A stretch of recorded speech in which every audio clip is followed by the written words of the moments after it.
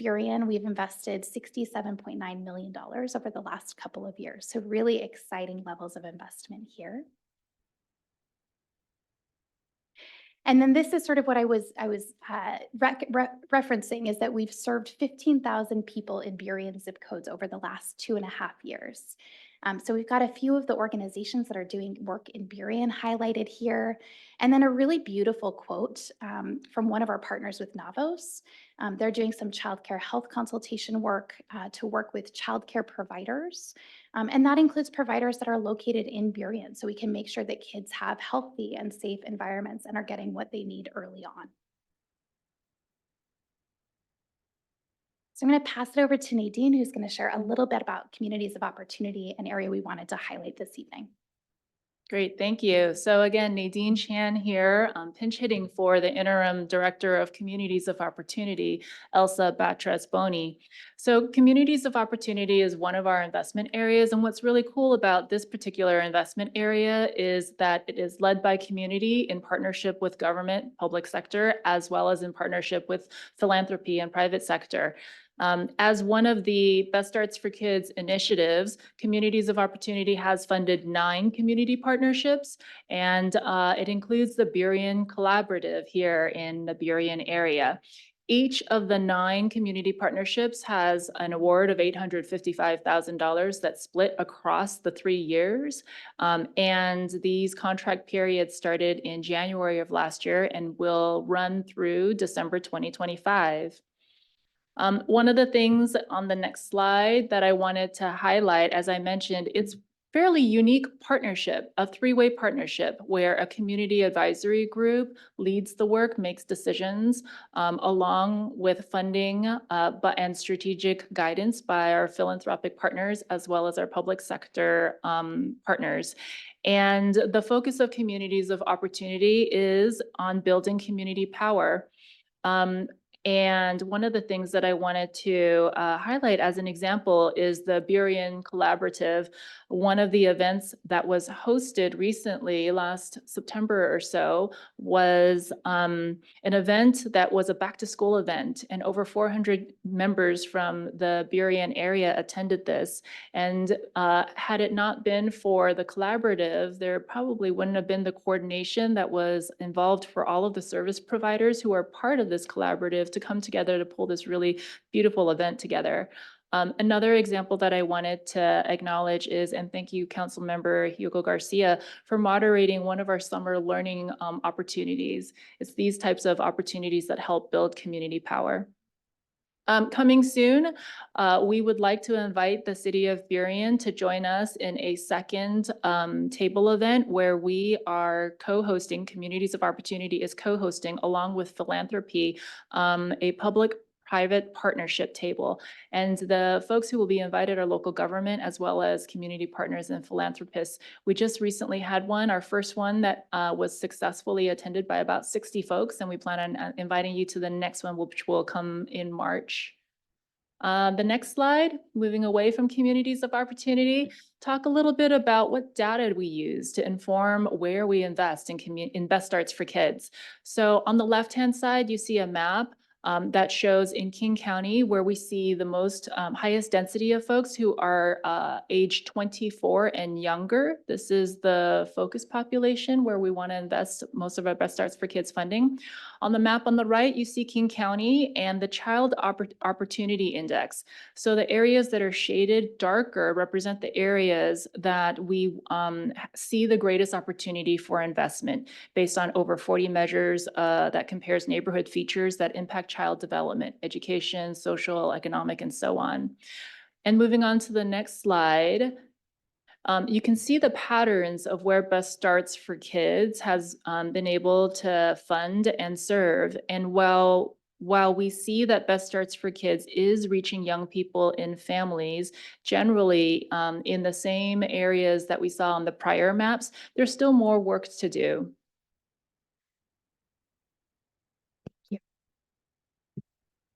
Great. So I'm going to wrap us up with just a few sort of forward-looking items. I want to highlight a few funding opportunities with the hopes that they might apply to organizations in Burien or community partners that you may have. There are 3 open funding opportunities that close in the next couple of weeks right now for Best Starts RFPs. One is focused on promoting first relationships, so really early learning, early child care. The second is our infant mortality prevention network, really focused on how we can ensure healthy birth outcomes and healthy infant outcomes. And the last one is mini grants for workforce development. So thinking about how we support this workforce. We also have a survey that is currently open that we are trying to have as many folks as possible across King County complete. That's our workforce development survey. And it will really help inform future investments in workforce development. So that closes November 1st. And the last couple of things I will share, we made a big shift this year. Historically, we're required to do an annual report every year, and it has been, I think, deeply informative and dense. And so this year, one thing we did that I wanted to highlight for you all is we created a year in review document that is essentially highlights from our annual report. And it's really designed to be accessible and informative and a highlight of the work that we're doing. It's available on our website and our blog in both English and Spanish. So I hope you'll take a look and please share it with your partners. And then finally, our data dashboard is something that I always like to highlight. We've provided you in the short amount of time we have tonight with some data around what's happening in Burien, but our data dashboard is updated regularly and is a place that you can look by content area, by zip code, by any number of measures to really get at what you're interested in learning about our work. So that QR code takes you right to it. It's also accessible through our website. That wraps up our presentation for this evening. There's some contact information on here. Unfortunately, Nadine's contact isn't on there, but if you reach out to me, if you have questions for her, I'll make sure you get to the right place, and we'd be happy to answer any questions you may have. Of course. I mean, can we? Oh, no.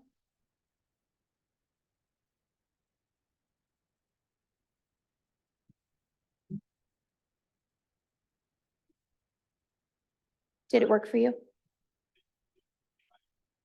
Okay. We can double check that and make sure that the slides that we share over with you all have the correct QR code. Okay, thank you very much. Thank you for the presentation. Are there any questions from council members? Councilmember Moore? Yeah, I was going like this, like, to raise my hand or not. I first just wanted to say, Nadine, if you hadn't said that you were pinch hitting, I would never, ever have guessed, because it was really clear that that information was known to you, and that you've worked with it in depth. I guess I want to ask, is the future plan for Best Start for Kids, is it to go levy to levy indefinitely? Is there a plan somewhere down the line for this to become something that is permanently funded, or is this something that will be funded from levies? That's a beautiful question, and I'm happy to answer it with sort of an unsatisfying answer. At this time, the plan is to go through 2027 and reassess at that time. As you know, we have a significant shift in that we'll be bringing on a new executive, and typically the executive plays a significant role in determining the amount to put on the ballot and the length of time to ask for. We have sort of gone back and forth about the trade-offs between a longer levy or something that's more permanent. I think certainly we would love to think about how we can make sure that this is work that continues indefinitely in partnership with community. And I think it will very much depend on the next couple of years. Thank you. Councilmember Garcia? Thank you, Mayor. And thank you so much for the presentation. Really appreciate it. Thanks for the shout out. It was my pleasure to participate in the event here in Burien about a month and a half ago. Great question by Councilmember Sarah Moore. Actually made me think about levy, that this is something that is going to extend to 2027. I was just wondering if there's any possibility that we may be able to connect with whoever ran your levy initiative when it ran. We are in the midst of preparing to launch our own levy, and I think it would be great to connect with whoever on the team ran that too, just to see what best practices were done would be great if you could forward any contact information to our city manager or myself. I appreciate it. And then the second part is in this second initiative, in the second levy, is it still funding the COO program? Is Best Start for Kids still funding the Communities of Opportunity program? Thank you for these questions. I think from the perspective of executive staff planning for levy renewal, that's something that any of us would be happy to connect with, and I can follow up. In terms of the campaign work, that's kept separate, but I can certainly connect with our government relations team to make sure that you get that information as well if it's helpful. And yes, we are delighted to be continuing to fund Communities of Opportunity in partnership with Seattle Foundation. We included a little bit of information in the slides that you have, but always happy to provide additional context if it's helpful. Is there anything you'd add? That's it. Okay. Thank you so much. I'll just add a little bit of info for my colleagues. Communities of Opportunity ran a fantastic program on commercial real estate displacement and impacts to legacy businesses. It's one of the programs that I worked on before in partnership with them before I left the county, and it resulted in a legacy business moving into Burien from the unincorporated, or expanding. They're not moving, they're expanding. Fantastic program. Burien Bakery out of White Center expanding into Burien is a direct result of partnership and this great outcome from Best Start for Kids through COO. So would love to just stay in contact with that program since I know it's hugely impactful. So thank you so much. Thank you for your questions, Councilmember Garcia. Any other questions or comments? Okay, thank you very much. Thank you. Thank you. Have a good evening.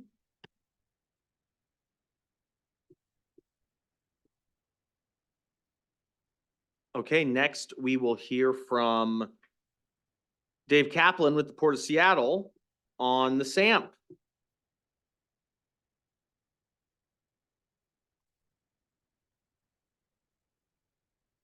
Hey, Dave Kaplan.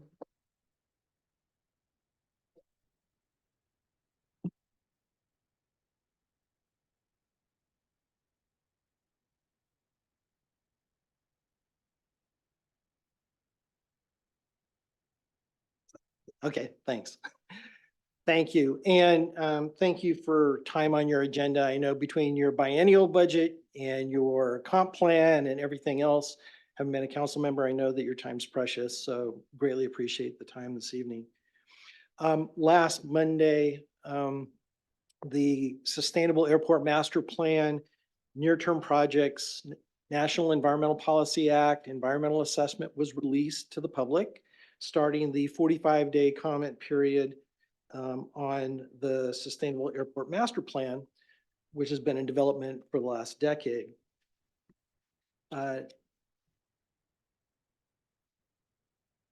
Next slide, or first slide, please. Thank you. Why are we doing the SAMP? The growth, especially in passengers, is consistent and strong in the region. We see slightly more passengers actually by the end of 2024 than we did in our record-setting year in 2019 prior to the pandemic.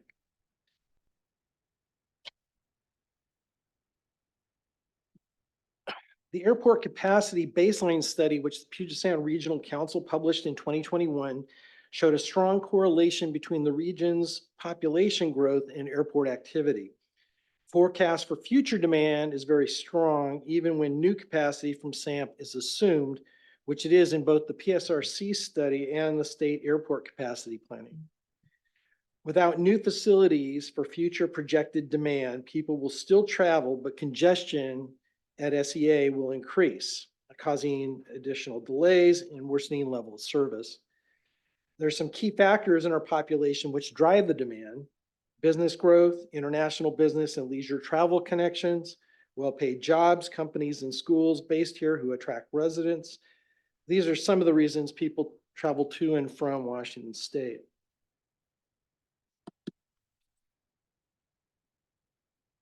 With the forecasts in mind, the port began developing the master plan, which looks at the entire airport in an effort to propose airport improvements needed to meet that future demand or portion of it. This work is one of the earliest efforts to actually bake in sustainability directly into the planning and not just as an approach later in project design. So the master plan at SEA is the sustainable airport master plan. The sustainability component of the plan identified where we build, and how we operate in the existing 3-runway configuration. As I noted before, we started the planning, I think, a decade ago. We went out to the public in 2018 for scoping on the environmental work that you're now getting a chance to review. So it's been 6 years. In fact, I think the last public open house was my first day at the port. To give you an idea how long ago that was. The schedule's been extended by the FAA many times, mostly due to COVID, and has directed several updates and new forecasts along the way. So we're not using the same information that we did at the time 2018 rolled around. The new assumptions are included and it's published as part of that environmental review.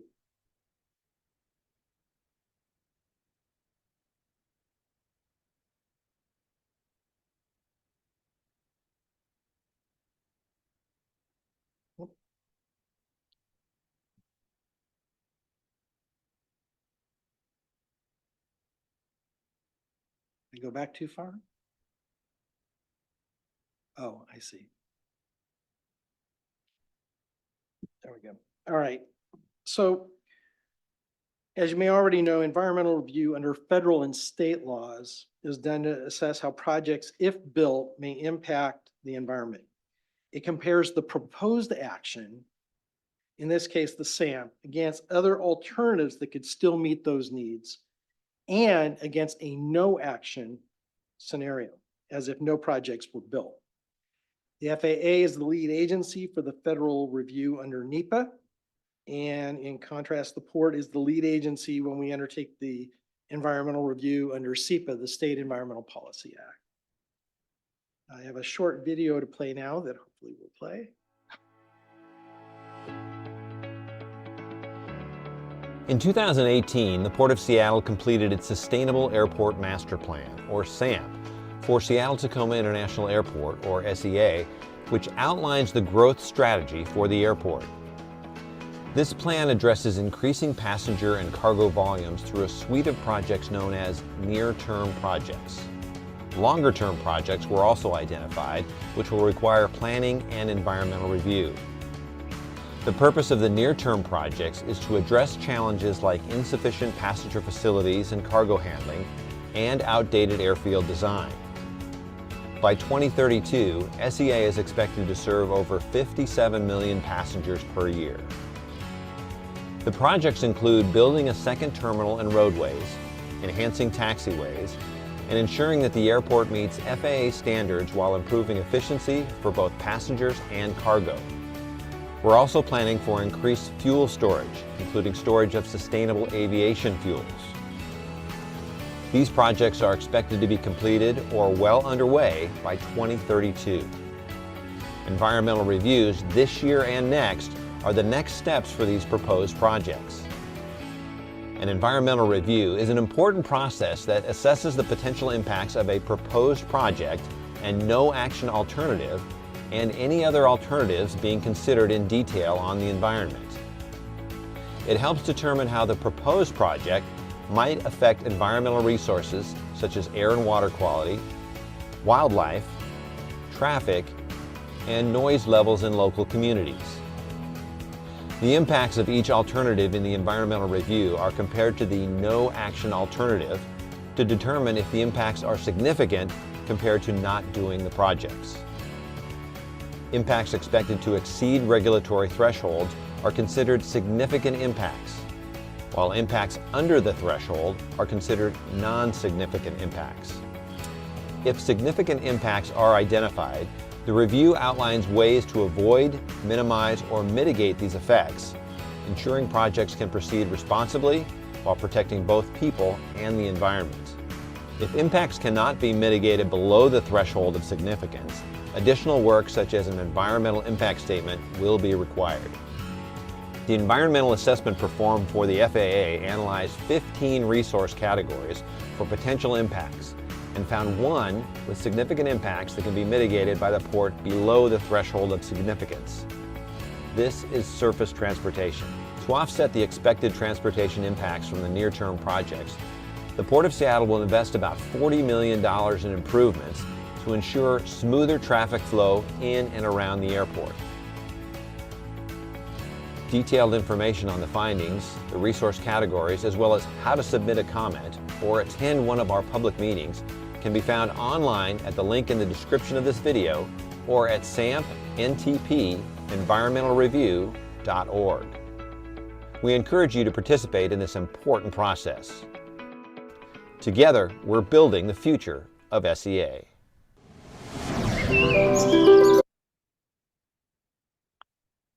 The draft NEPA EA document consists of about 270 pages overall, 75 pages of text, and then graphs, tables, and other illustrations. It's broken into two parts, main parts. There's 7 chapters that summarize the actual environmental work, and then 15 appendices for each of the different resource categories that you're required to review under the National Environmental Policy Act. How do you access it? Well, you can access the document via the SAMP website, which is a separate website not affected by the cyber attack and the port's website being down for the outage. Physical copies are also at libraries shown and at the SEA Conference Center. So that is here at the library, there's a copy of the SAMP for you to be able to review.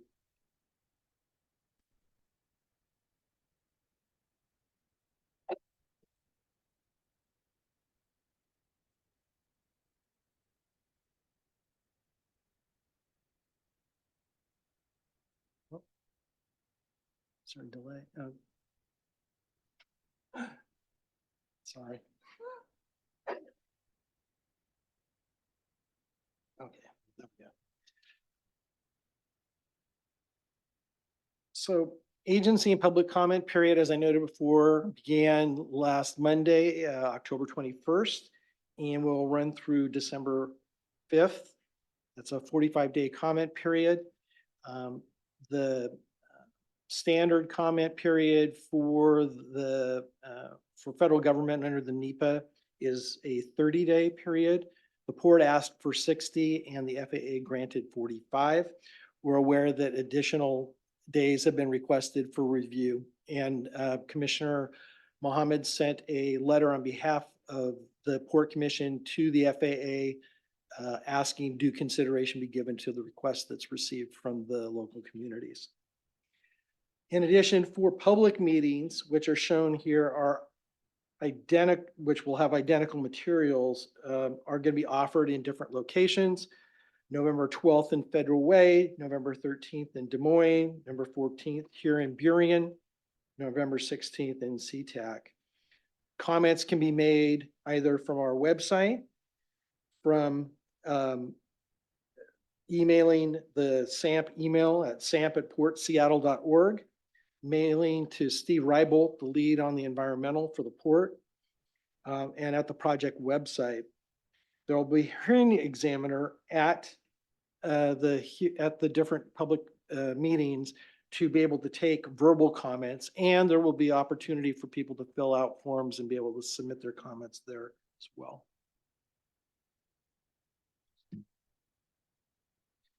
As I noted before, at the website, you'll see next to on the second to the right tab at the top, you'll see an opportunity to be able to submit comments.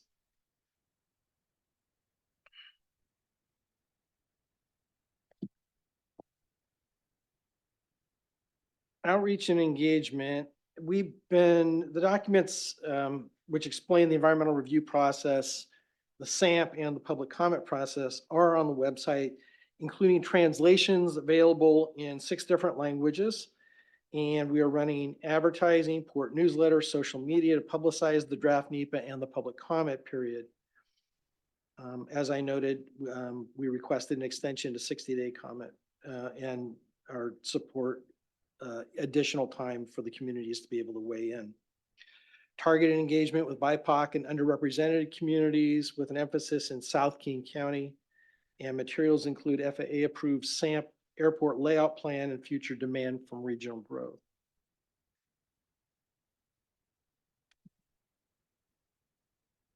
In terms of language access, accessibility is a high priority for our outreach and engagement efforts.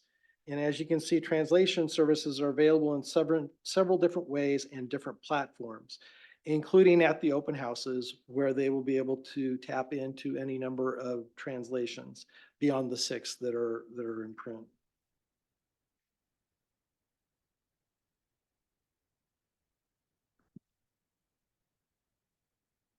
This postcard is going to be sent to approximately 126,000 residential addresses in the Highline area, essentially from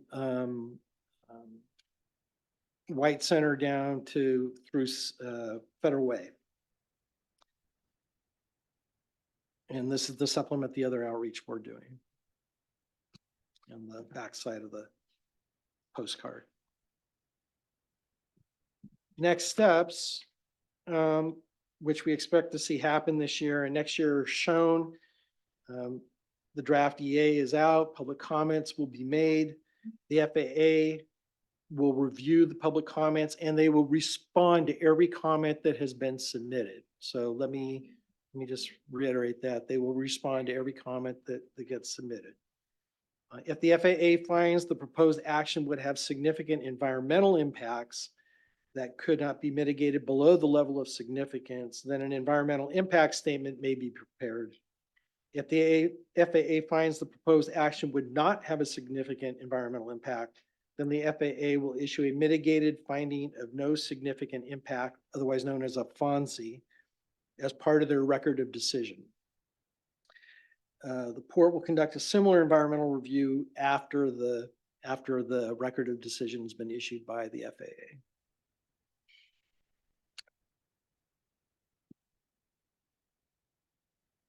And again, just bringing this back, thank you for letting me share the information and happy to answer any questions you may have. Thank you very much, Dave. Any immediate questions for Dave? Councilmember Akey.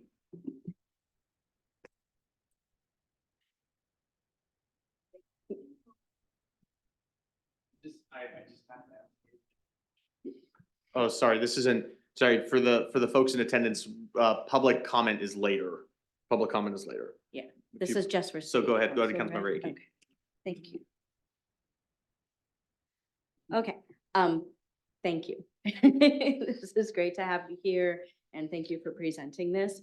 I do have several questions that I'd like to ask. So there's quite a handful, so with some explanation, so I'll try and ask them one. I'll at a answer what I time. can. Go for it.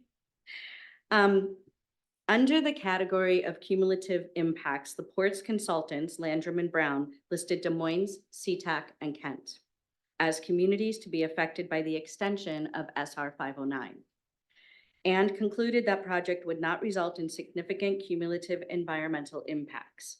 But the Washington Department of Transportation estimated that at peak hours, the 509 extension would carry anywhere from 3,700 to 4,700 vehicles per hour.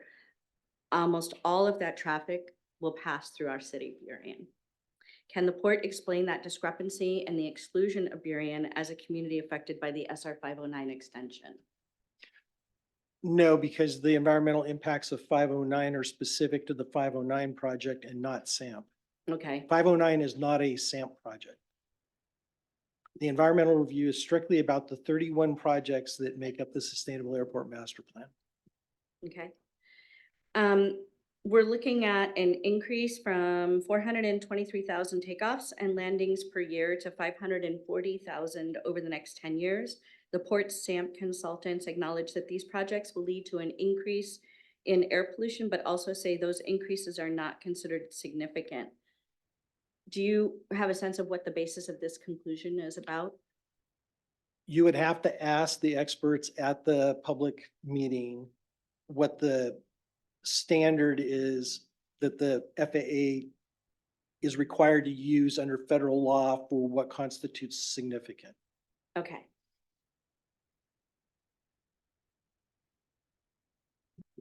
One second, Councilmember Ake, let's see if there are other questions any other questions from council? Councilmember Moore, go ahead. Yeah, thank you. And I appreciate your coming out here. You show up all hours of the day and night to all kinds of events, weekends not accepted. And that really is seen and appreciated, including to tough audiences. And I suppose Burien probably comes into that category and as we might, because we live directly under the. Well, I was in Des Moines last Thursday, so nothing like being in the home and getting questions, tough questions as well. So Yeah, I had a couple of questions. The first one is about the areas under the flight path designated as high noise, the 65 DNL standard. And that area is shrinking because planes are quiet, but homeowners who previously had port packages are now outside the high noise zone and may not be eligible for new repair programs. Is that correct? And if so, how does that get justified? And does the addition of the more than 300 flights per day offset the reduction in noise from the newer aircraft? you would have to ask the experts about the threshold levels relative to the number of flights and the quieter aircraft in terms of the cumulative impact there at the public hearing. I can't answer that technical question. I can tell you that we're currently, relative to the port packages that you referenced, we are in the process of evaluating the extent of what the impact is. We did look only within the 65 DNL for purposes of trying to get a number we can get our arms around in terms of being able to do a fair evaluation. Once that report comes out at the end of the year, early next year, the Port Commission will make a decision on the approach that's taken relative to fixing port packages. And the program is named the Sound Insulation Repair and Replacement Pilot Project, or pilot program. So, yeah. Can I ask just a little bit more and then I'll circle back? It's not so, the other things I'm going to say this go around, and I'll try to have a second go around as well, is they're more just observations from hearing the presentation. One is that I think that the title of the SAMP is confusing to a lot of people, the word sustainable. It's about, can the airport sustain the level of flights that are growing into the airport? And I think people hear that expression and think, this is environmentally sustainable. It's so cool that the airport is doing that. And I want to highlight that because that was my first impression when I heard the name as well. And I think it is important. There are a lot of kinds of sustainability, and the kind that is in that plan is really about, can we keep taking the growth of flights that we're getting?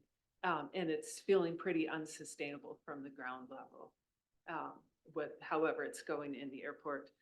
The other thing that I just wanted to reflect on was that for an impact to rise above the level of, to the level of action compared to the no action alternative, is coming from an assumption that what we have now is okay. And it's, again, from the ground level, feeling pretty not okay with the level of noise and potential ultrafine particles.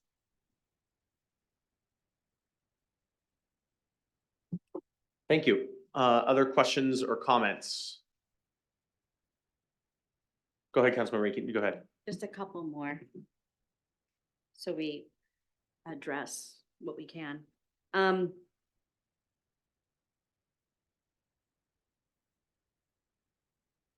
As part of a report prepared for the state legislature, researchers at UW warned in 2020 that UFPs could be a significant threat to the health of people below the flight path. They recommended extensive additional study of this issue, as well as comprehensive monitoring, assessment, and mitigation of airport-related pollution. What steps has the Port of Seattle taken to implement any of these recommendations, if any, and is there plans for that?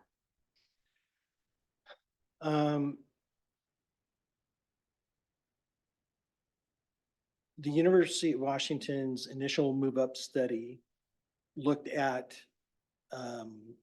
ultrafine particles and noted that the bulk of the ultrafine particles, by the way, are coming from automobiles and trucks and other vehicles. The ultra microfines are coming from aircraft. There have been other studies that have had health implications, but there has been no specific study to that. Their recommendation hasn't been followed up on. And by the way, the port helped fund that initial move up study. So additional study that would speak to any kind of causation and not just correlation would be necessary. Okay. And just wanted to talk for a minute about the port packages. Going back about 30 years, the port has outfitted more than 9,000 homes with noise mitigation packages, the port packages. Many of those failed, and at present, there's no money to repair those packages outside of a very small pilot program the port is currently undertaking. The projects under consideration in the SAMP would increase takeoffs and landings at Sea-Tac by nearly 30%.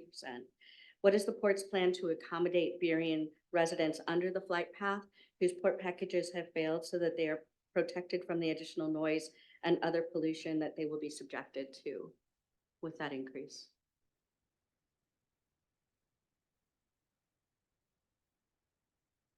Again, the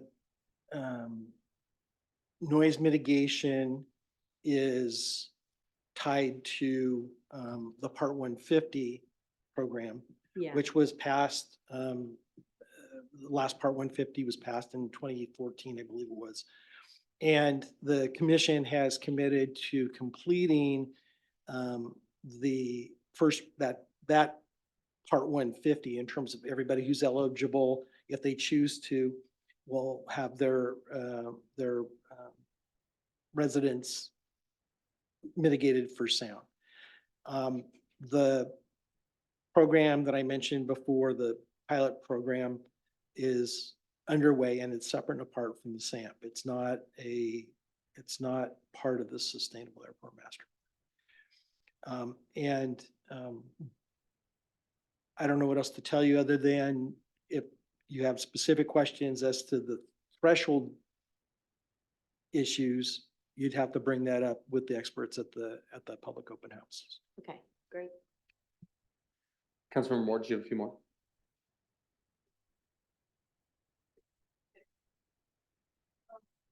Go ahead, Councilmember Drive.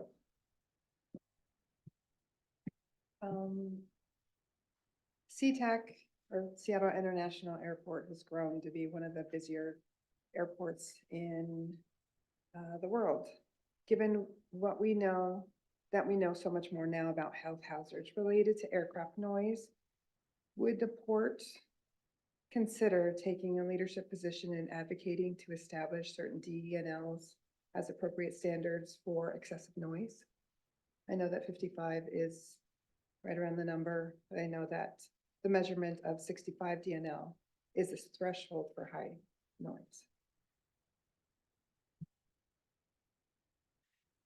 On changing the DNL threshold, and again, this is an issue that's separate and apart from the SAMP, but the port, along with the other Sea-Tac stakeholder advisory committee members, went to Washington, D.C. to help advocate for legislation that would get the 65 DNL threshold reevaluated as a metric.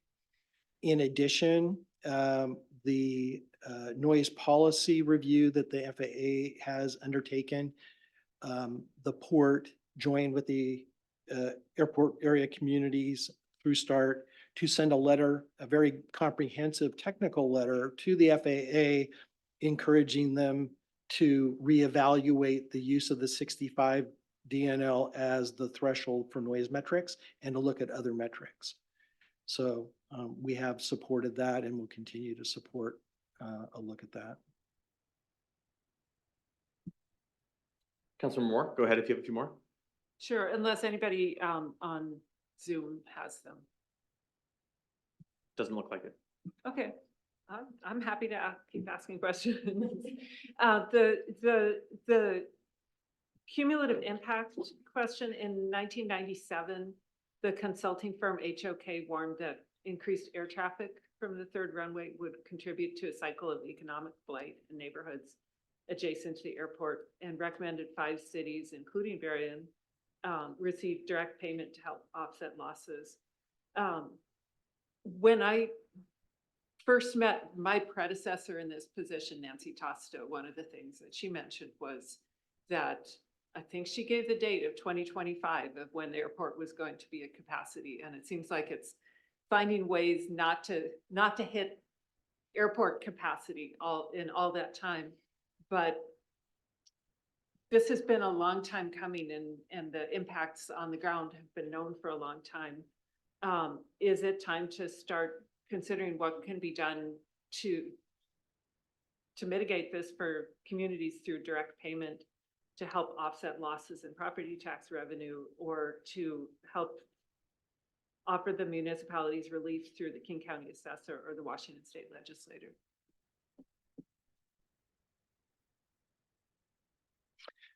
I can't speak to that. I can't offer an opinion on that.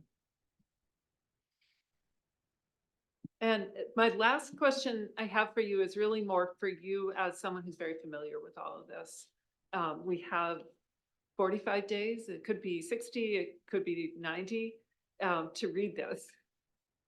And you've probably read a lot more of this kind of material and have a strategy for doing so. Even with all the experts looking at it, I need to have my own understanding, and I think that's probably true for other council members as well, of a document that is monumental in size and scope. Do you have suggestions on how to go about trying to digest this monster? Yes, the appendices are important because it gives you the technical review of each of the resource categories. And so focus on the resource categories that you think are the most important. You know, whether it's cumulative impacts, whether it's ground transportation, whether it's socioeconomic, whatever the categories are, pick those that you feel are going to be the most significant for you to review. And then take a cursory look at the others. That's what I would suggest. The things that are going to interest you most, the things that you're most concerned about. Because 15 is a lot of different categories, and some things are going to be pretty minor, right? There's some things that may impact, you know, or have implications for Sea-Tac or Des Moines that may not for Burien. In the same way, there may be something that may be of more interest or more concern to Burien than it might be to one of the other jurisdictions as well. So yeah, it's a big document, but I would read all 7 chapters. I would read the entire report itself and the graphics and everything, and then focus on which of the appendices and the resource categories that you think are most important. Okay. Seeing no more questions. Dave Kaplan, thank you very much. Thank you. Have a great rest of your night. You too.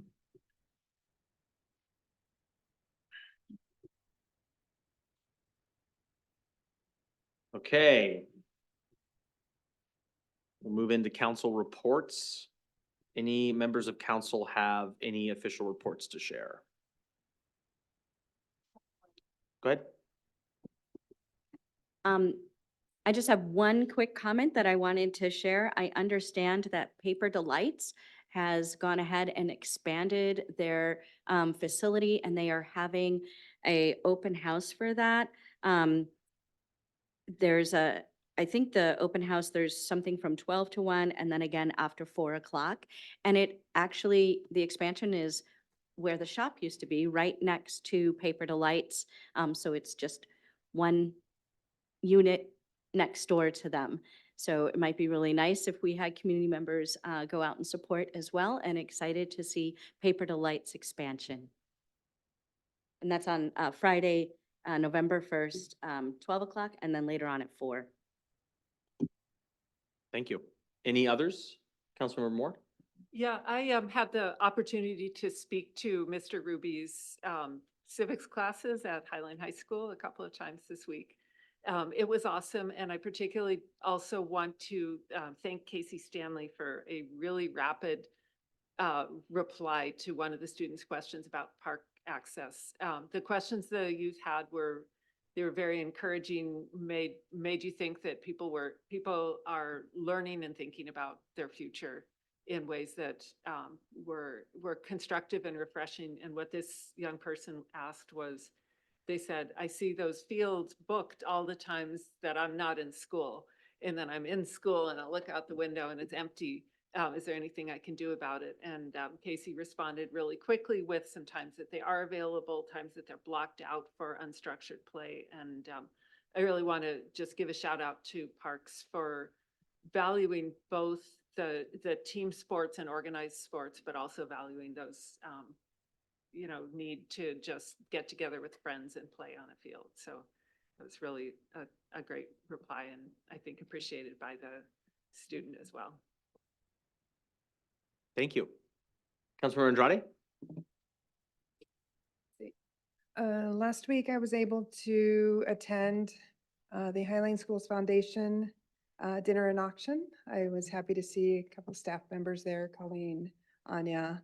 It was pretty fun. They raised $70,000 for Great. student basic Wow. needs. Thought it was awesome. It was the first time I was able to attend as a guest. Typically, I work the event, and thought that was pretty awesome. On another note, let's see, there is a new business in Burien that's opening up, and they're having their ribbon cutting ceremony November 1st, 2024 at 1 p.m. They're called Lucite Jungle, and they're a new secondhand home decor, gifts, and fun treasures. It's going to be opening up November 1st. So yeah, ribbon cutting ceremony again, November 1st at 1 p.m. That's it. Thanks. Excellent. Any others? I'll say I was at the Seattle Metro Chamber puts on a thing called the Regional Leadership Conference that I was at from Wednesday to Friday, where a lot of folks who are in the housing world told me that they love what we're doing in the city of Burien, and that we're doing an excellent mix of what they hope other cities do for housing. So just know there's a lot of positive attention on what the city's doing for housing and planning and zoning, and that's awesome. And I'm really happy that the region is taking note on what we're showing leadership on. Alrighty, any other council reports? It's nice to get compliments every once in a while. All right, city manager's report. Go ahead, Adolfo. Thank you, Mayor. Mayor, Council, just a few items to share. The first is to share a reminder, the King County Elections has mailed all ballots to people registered to vote King County. King County Elections has shared with us the following information. King County continues to see strong returns, with many voters returning their ballots early. As of this morning, they have received over 300,000 ballots, not including an approximate 35,000 ballots picked up from drop boxes this Sunday. That puts King County at an approximate return of 21%. So more information on returns to come. Just a reminder to voters, October 28th is the deadline for voters to register online or by mail. After today, folks will need to come in person to headquarters of King County Elections in Renton, or to one of the vote centers starting Saturday, November 2nd everyone should have a ballot by this point, or by the point of November 2nd. And lastly, about the elections, pleased to report that King County Elections reports that they are fully staffed. What isn't typically known is that King County Elections relies on 700 to 800 temporary staff to complete a presidential election. And so they were very pleased that they have reached that level of temporary worker to get us through the elections. Second point is a considerable amount of progress has been made in the city's effort toward a ballot initiative on public safety in 2025. Much of the heavy lifting has been performed by our Director of Administrative Services, Fernando Llamas. So thank you to Fernando for all of that work. And we hope to have more news to share with you all very soon.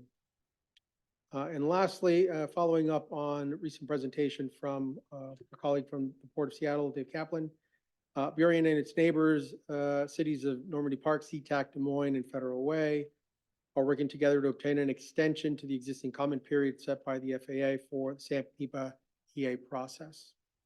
All cities are united in this effort, and we have also sought the help of our congressional delegation after forwarding our letters to Senators Cantwell and Murray, and also to Congressmember Jayapal. We hope to obtain an extension and or share more information with council very soon. And that concludes my report. Thank you very much. Are there any questions for the city manager? Okay, thank you very much. We'll move into public comment. Thank you, Mayor. Public comment guidelines are summarized on the screen, and it can be viewed in Section 5 of the Council Rules of Order. The deadline to sign up to speak or submit written comments for this meeting was 4:30 p.m. Community members may state their name and city of residence and speak for 2 minutes or less, and the total time for the comment period is 30 minutes. Comments are prioritized as follows. First, Burien residents. Second, Burien business owners or their representatives. And third, employees who identify Burien as their home or business location. Additionally, pursuant to RCW 42.17A.555, campaigning for any ballot measure or candidate in City Hall and or during any portion of the council meeting, including the public comment period, is prohibited. And we will share the comment list. For those attending in person, please be prepared to speak at the lectern. And for those on Zoom, please be prepared to unmute yourself. And the first person signed up to speak is Brian Davis. Thank you. Good evening. My name is Brian Davis, live in Burien. It's good to see everybody. As the Burien Airport Committee is still working its way through this Sustainable Airport Master Plan, I'll speak for myself tonight. First, I can't say emphatically enough how important it is for residents of our city to get involved in this process. That's not an easy thing because of the sheer volume of material to be found in the SAMP documents. It's not an easy thing to go rooting through the different tabs and sections on the SAMP website looking for data and analysis on a given aspect of the project. And it's not an easy thing, I'm finding, because there's some stuff that's just not there. In their analysis of how the extension of SR 509 from the southern end of the airport on down to I-5 will impact air quality, the port's consultants did not include Burien. While that extension isn't being built in Burien, thousands of vehicles that will use the highway every day will most certainly pass through Burien, and that, in my opinion, on the cumulative impact side of things, is a major emission. Much of the consultants' discussion about air quality is focused on emissions related to the actual construction of the projects that are in the SAMP. I'm still trying to figure out, or to find the part where they discuss air quality in the neighborhoods along the Aircraft Alley with a 28% increase in takeoffs and landings over the next 10 years. And I'm not sure that discussion is there.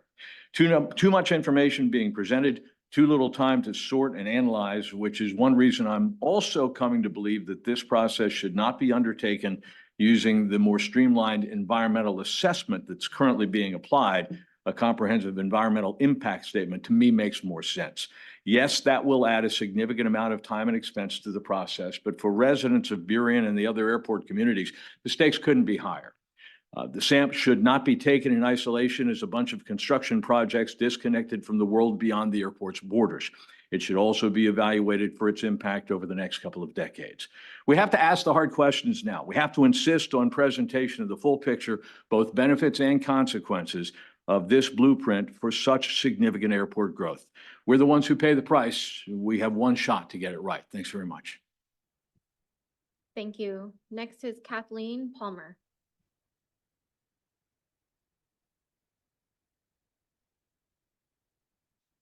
Kathleen Palmer. I am a over 50-year Burien resident. I live on 7th Avenue Southwest between 146th and 148th Avenue Southwest, an area specifically affected by the comprehensive plan. I urge the council to approve the changes to the urban core boundary and the comprehensive plan as proposed and presented by the Planning Commission. Thank you. Thank you. Next is Pamela Jorgensen on Zoom. Pamela, would you please unmute yourself? Can you hear me? Yes, we can. I'm Pamela Jorgensen, Burien resident. I would like to make my suggestions for adding to the legislative priorities list. First, gun control concerns. I suggest rules to enhance background checks, require permits for any gun purchase and for anyone to carry a gun, reporting of gun purchases to a central database, and more gun buyback events. The state should require the registration of all assault weapons held in the state. Secondly, in view of the high percentage of our tax dollars spent on policing, jails, and courts, I would ask for alternatives such as counseling, social services, addiction treatments, recreation options for teens, job training, and mental health care. These should be emphasized in budgeting. Whenever possible, trained social service providers should respond to 911 calls. Thirdly, Burien residents for decades have been bearing the cost and effects of the ever-expanding Sea-Tac airport. I propose stopping the growth of Sea-Tac and mandating that another airport be built elsewhere. More Burien residents should receive assistance and compensation for the health effects created due to the action of the airport. And may I say, I've been to several airport meetings, and I think they're gaslighting. Thank you for listening. Thank you. Next is Kelsey Vanhe. Kelsey, would you please unmute yourself? Thank you. Council, tonight I'm here to talk about the minimum wage ordinance that's being discussed. You've passed what you're calling a minimum wage ordinance. However, when you read past the title, you'll see some issues. It defines minimum total compensation, which means tips and benefits count against a worker's wage. And it confusingly sets different levels for different employers, so many workers will have no idea what wage they're owed. They'll have to take their boss's word for it, and we know that workers don't always have a clear idea of where their business falls in those levels. So, little Halloween-themed game, trick or treat. At the doors of Wendy's and a Subway, will their workers actually get a big raise from this law? Actually, these are considered mom and pop fast food shops dressed up for Halloween. Despite being global chains with tens of thousands of locations and a universally known brand, most locations are franchised. Unlike all other minimum wage laws in our state, Burien's law only counts the size of the individual franchisee. So the Wendy's is only a medium employer, and its workers will only get a $2 increase over the state minimum wage at most. And the Subway is a totally exempt small employer, so its workers get no raise at all. I think it's really important that the public be educated on how many workers are being left out of this compensation ordinance. Thank you. Next is Justine Edgar.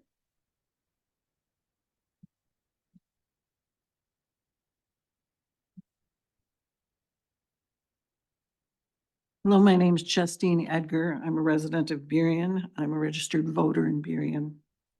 I applied to be on the con committee for the minimum wage, and there was a mix-up in my application, so I spoke with the city clerk, and she suggested that I appeal to you that I want to be on the con committee, okay? And if you want to verify that, you certainly can speak with her about it. The other thing I want to speak with you about is before you pass the comp plan, that you correct the land use map for Lake Burien. The next item is the step plan process, okay? And it's unclear whether this is part of the comp plan or whether it is not part of the comp plan. And it's not clear to me at all, okay? And I have gone to all of the step plan meetings with the Planning Commission. The last item that I want to mention is the number of homeless children that's being reported and suggested that they live in Burien, and they do not live in Burien. There are not 1,400 homeless children living in Burien. That is for the whole Highline School District, which is six different agencies. So when we put out the number of homeless children that are in Burien, it would be nice if we put out the correct number rather than implying that all 1,400 of them belong here to Burien and we have to plan step housing for them. Thank you. Thank you. Next is Daniel Martin on Zoom. Would you please unmute yourself at this time? Thank you, Council. I just wanted to voice my disappointment that you delayed and therefore missed the opportunity for the easiest and most cost-effective and best response to an initiative of the people to raise the minimum wage without carving out massive exemptions that would exclude most workers. You could have adopted the proposed minimum wage increase and thus avoided the expense and hassle of a special election. Instead, Council is apparently working to make their own version more plausible sounding while continuing to exclude most workers by retaining the tip penalty and franchise exclusions. Low-wage workers in Burien deserve a raise, even those who make some of their income in tips, even some of those who work for a franchise. Thank you. Thank you. Next is Artie Nasrati on Zoom. Would you please unmute yourself? Hi, thanks, Council, for having me. I'm going to also join in with the trick or treat themed comment this evening. So I'll start with a trick or treat. At the door is a Safeway, a massive grocery store chain. So this location is not franchised, and there's many in King County. So surely these workers are going to get a raise. $4 now over the state minimum wage, right? Well, Safeway workers have fought hard for good benefits, and because of that, those benefits count against their wage, in quotations, which is total compensation, according to the Burien ordinance. And then trick or treat is a sit-down restaurant at your door. You're a customer, you ordered dinner, your server was amazing, worked her butt off, and was kind all night. You don't have to tip her, but you do, of course. And so does she deserve a raise? Well, no. So actually that counts against her wage. So actually you're tipping her boss instead.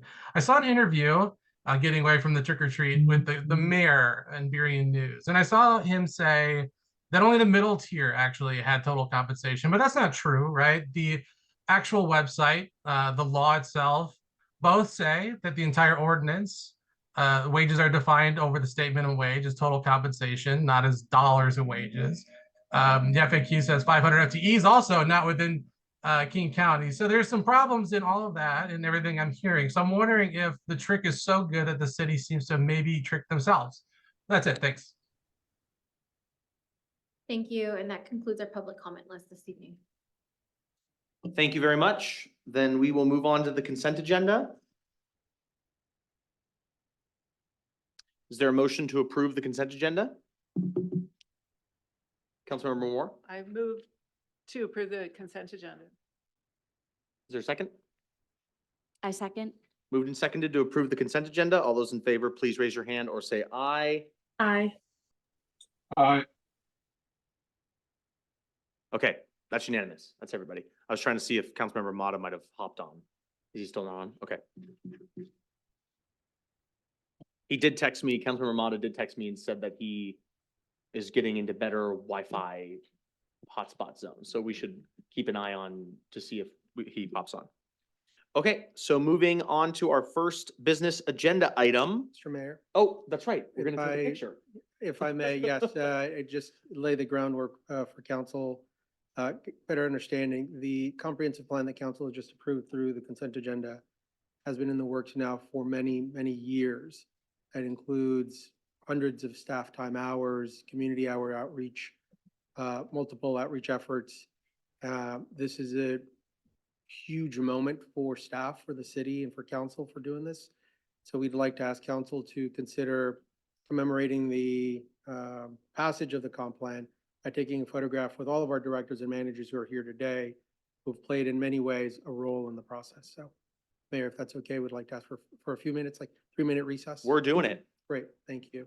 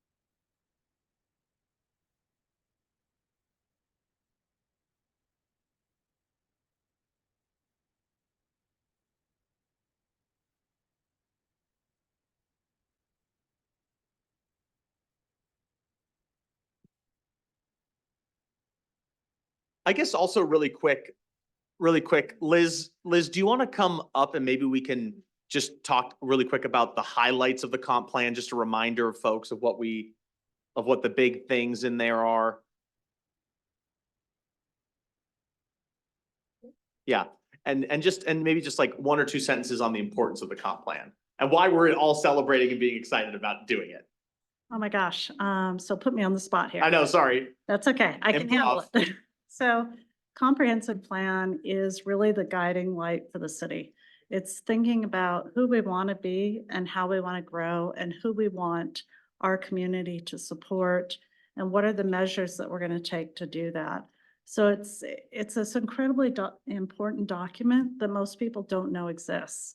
And yet all of the rules and regulations, all of the codes and standards that you're going to pass for the next 20 years, they're all going to point to that comp plan and being consistent with that. And it's just, it's a really exciting moment. It's one that took a long time. And this is probably the most change in a comp plan that I've ever seen. And I don't mean just Burien, that's kind of statewide, but this comp plan cycle was one where everyone went really hard on housing and really created a lot of change in, for the future city. In the next 20 years, you'll definitely look back and see this was the one. So I think it's pretty exciting. So It is. congratulations to all of you. Thank you. Thank you for all your work. And thanks for going along with the improv. God, is the entire city team here? My goodness. Amazing. What is going on? Oh, the budget. All right. Wow. Okay. We almost need 3 tables for everybody. Who's leading the charge here? Is it Caitlin? Do you need another mic? If I speak into There you this go. one, There you it's go. working. I am starting us off. There we go. Thank you for having us It's all yours. here. Good evening, Mayor, Council, and public. Tonight, we continue the review and discussion of the 2025 to 2026 preliminary budget with department presentations. City staff will share their department's goals, initiatives, and key changes for 2025 and 2026. Additionally, city staff will share unfunded needs that could not be met due to the city's limited resources. As a note for council, with minimum wage discussion after this presentation, the city of Burien is a level 2 employer, so our current proposed budget numbers follow the direction of Ordinance 837, directing us on July 1st to pay at least $2 over the state minimum wage. I was about to say next slide. I have the clicker.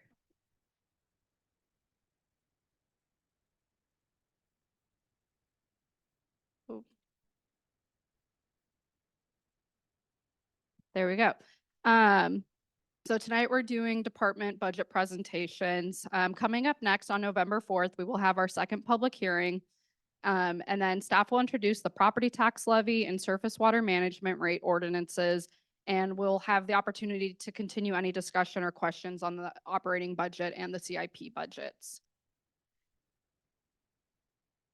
In 2025, we have budgeted around 42 million, and in 2026, we have budgeted around 42.9 million in expenditures. The city's budget is balanced by the use of the city manager's designated reserve fund, which is used for emergencies, one-time positions, one-time projects, but is not a sustainable funding source. This slide highlights temporary positions in the budget for 2025 and 2026. Overall, there are 5 temporary positions supporting ongoing department work. Temporary positions allow the city to be strategic in budgeting and allocate funding as needed with the limited resources the city is experiencing, but again, reiterating they are supporting ongoing work. Now I will turn it over to the departments to talk about their plans and goals for the next 2 years. And we start with city manager. Caitlin, thank you. Council, my duty to share with you the information for the city manager's department. It is its own separate department. First slide that you will see highlights just general financial information for the department. Please note that there is an increase and a change from 2024 revised budget to 2025 preliminary budget under the salaries and benefits. Information about that increase will come to you at the next slide or 2 slides from now, but I thought I would highlight that for the most part, we try to stay as fairly close as possible to previous years, and especially this year as close to actuals for the past several years as possible. Next slide, please. Next slide speaks to you specifically about goals and initiatives. First bullet point is to implement the 2023 through 2028 strategic plan.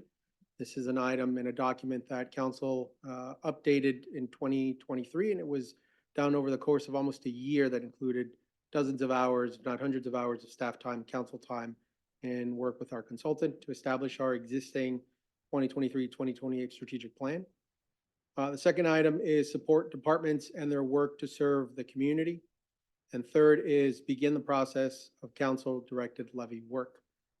But before we move on to the next slide, I just want to point out a few items under the second bulletin, which is support department and their work to serve the community.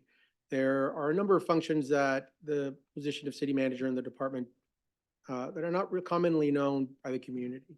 But I'll share with you at the very least 3 of them that I would like to make public. The first is that the city manager serves as the chief cheerleader for staff. The team does great work and does not always know of their success because they are, I'm becoming emotional talking about my team. Sorry. They're great is really what I want to tell you all, and that they don't always stop to see their success because they move on to the next project and do great work for the city. So I thought you all should know that. My next role is a little cloudy with my eyes being a little watery here. Chief Logistics Officer. It is my job to make sure that the team gets what they need, to make sure that they are effective and do great work for you all, for their participants in their programs and for the city. So Chief Logistics Officer is the next one. And lastly, it's a chief plow driver. It is my job to clear the road for them, my job to make sure that they get everything that they need. And if they do not get what they need, so that we can help them create a plan so that they do get what they need. The team is great. The team does excellent work. And those are just some of the duties that are done by the city manager department. Next slide, please. Really quick, just to add to that, Adolfo, you also have to deal with 7 of us. And that's a huge job. And so you didn't mention that yet, but you also have to deal with the city council. The last slide is the key changes. I'd ask council just take note of 2 items under the salaries and benefits item. And the key change is a 2-year administrative assistant, second to support economic development and human services with contracts, invoices, and human services commissions and BDP. We also have considered making this person also available to the clerk's office so that they can provide additional support to our front desk staff. So it really is a multi-approach position. And second is more dollars in professional services for levy work in 2025 and then reduced in 2026. So this is a council-driven directive and we hope to push it through as quickly as possible next year. And that concludes the city manager department. Okay, can you help me advance the slides then, Caitlin, down there? Okay, great. So Chris Craig, Economic Development Manager with the city, just for the record. And I'll share a little bit more about the economic development budget for this biennium. You'll see in the professional services category that number jumps around quite a bit from year to year. And just so you're aware, a lot of that funding where it jumps up in 2023 and 2024 for professional services is ARPA funding. So we're continuing to get that money out the door by the end of 2026. Next slide.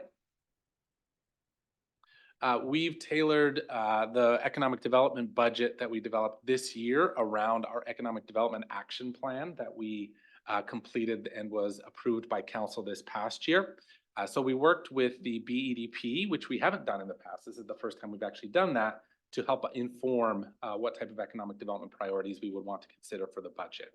And that conversation really centered and started with our economic development action plan that we just got started this year. So among those types of programs that we'll be funding through this biennium, attracting a hotel to Burien, which is quite exciting. And actually a lot of that is staff work as opposed to consultant work. So it's a pretty small item on our budget. Also investing in Burien's marketing, branding, and with a focus on multicultural character and restaurants. And that'll include both ARPA funding and some of our professional services. And we'll also include marketing that we do for the upcoming World Cup, FIFA World Cup in 2026. We'll also be pursuing beautification efforts in the public realm. We hear a lot from folks, including businesses, that they would like to see better curb appeal in Burien, and that they expect to get more visitors with those type of investments. We'll be providing targeted support for corridor retail and incentivizing commercial development. So that would include both our downtown, continuing to grow that out where a lot of our density is expected to be, but also in some of those corridors that are farther out from our core, including Boulevard Park, Ambaum, et cetera, where we can really take advantage of some opportunities with changes to the comp plan to incentivize new development there and bring in the type of retail and commercial activities that our community wants and those neighborhoods want. And then also expand family-friendly amenities across commercial cores as well. Kind of in that same vein, there are a lack of potentially family and child-focused activities in our downtown and also in areas like Boulevard Park, where that neighborhood is continually asked for opportunities to have more gathering space, more meeting spaces for building community. And then also continuing to support our workforce. So convening local and regional workforce programs, which we've already started doing. And then providing funding for childcare and advocating for more affordable and available childcare from the state and feds as well. And next slide. As I mentioned, this was the first time we actually worked hand in hand with the Economic Development Action Plan and with the BDP to help inform the budget. Those ARPA programs are continuing as well, 25 and 26, the ARPA funding that was already approved. And this just a note for transparency, our budget authority for professional services and marketing, which is where we fund most of our programs, because of COVID and other just funding restrictions that we have as a city, has been reduced about 35% since 2019 prior to COVID. So we've had a big drop in what the level of service we can provide in our department. Luckily, we're able to use ARPA funds at this point to help subsidize some of that. And last slide. And just to share some of the other economic development funding requests we made that weren't included in this budget. We have ARPA funding to do a airport hotel shuttle program this coming year. We'll try to bring in hotel guests from Sea-Tac into Burien to dine, to shop. And we don't have funding for a year 2, but we could come back in the next biennium update and ask for those funds, giving a report on what happened in year 1. TIF, tax increment financing, we have phase 1 starting now, feasibility. We don't have funding to actually do the application to the state, so we would come back once council's made a decision on whether they want to move forward with the TIF. We would ask for that funding at that time. And then there is no funding available for a feasibility study for a performing arts or event center, but the BDP recommended that we do support private interests in their pursuit of a performing arts center instead of a feasibility study through the city. And then a couple others that we did support funding for that was not in our department, but that we do hear often from our businesses. Activating the fountain in Town Square Park is one request we get often. And then additional support for our code enforcement, where we only have one code enforcement officer, and there's a challenge in meeting all of those requirements, even though our code enforcement officer does a great job. So I appreciate all his work. And I will now hand that over to Colleen. Great, thanks, Chris. Thanks, Caitlin. Similar to Chris, the biggest line item in our budget is professional services. And as he said, the majority of that funding, really the only reason we have $4 million in our budget is really because of grants that we've secured. We've brought in outside grants from state and federal agencies, but also because the majority of it is really those pandemic recovery funds. Next slide.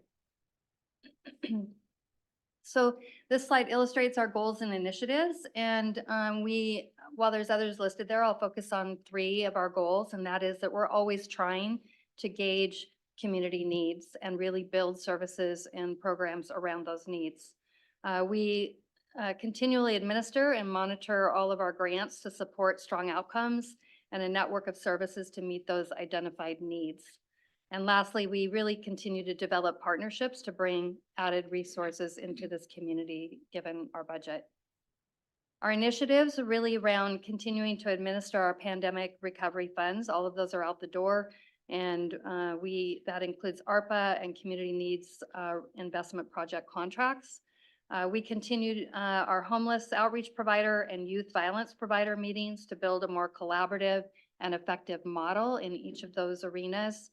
And we're continuing to grow fund sources to support efforts like our co-response teams, severe weather response, and to address needs that outpace the resources that are available. Next slide. Key changes are really, in addition to those listed that are scheduled increases, ARPA and our CNEP funds, or those community needs investment project funds, total about $3.9 million, and they will go away in 2026. While our staff remain dedicated to assist our agencies in finding funds to continue their great work, we are greatly concerned. Our DOJ grant that we have that funds our enhanced youth services and our youth navigator totals about $650,000, and that will end in 2025. As I said, the loss of these funds have us greatly concerned for our residents and for our agency's ability to maintain the amazing work that they're demonstrating. Slide 3. So our unfunded needs are really around, as to reiterate, those pandemic recovery funds are one-time funds, and our DOJ grants, and those will not be sustained. In addition, we have a couple of requests in. The first one, it was a per capita increase request. The impact of social determinants of health as drivers of health outcomes is widely researched and acknowledged. The growing body of evidence attributes as much as 40% of health outcomes to social determinants of health, such as housing, education, poverty, nutrition, safety, and other human services. And these are even more pronounced for those furthest from justice. As one of your front-facing organizations and departments assisting our residents, we'd be remiss in not representing the community's needs in our budget process. So as you know, our Human Services Commission reads and scores applications for funding every 2 years. In each funding cycle, we receive triple the applications or funding requests than we can fund. This year was no exception, having received 75 eligible applications requesting approximately $2.4 million, with $489,000 to allocate in Human Services general funds. We are requesting an increase in the per capita allocation from $923 to $1117 to provide an additional $100,000 to be allocated in the competitive RFP process. Our second request that Adolfo alluded to is the addition of a time-limited shared administrative position. The goal of the Human Services and Economic Development departments is to be innovative and attract partnerships to address needs, complex issues, and growth in the community. Both divisions receive pandemic recovery funds, resulting in a high number of contracts to administer.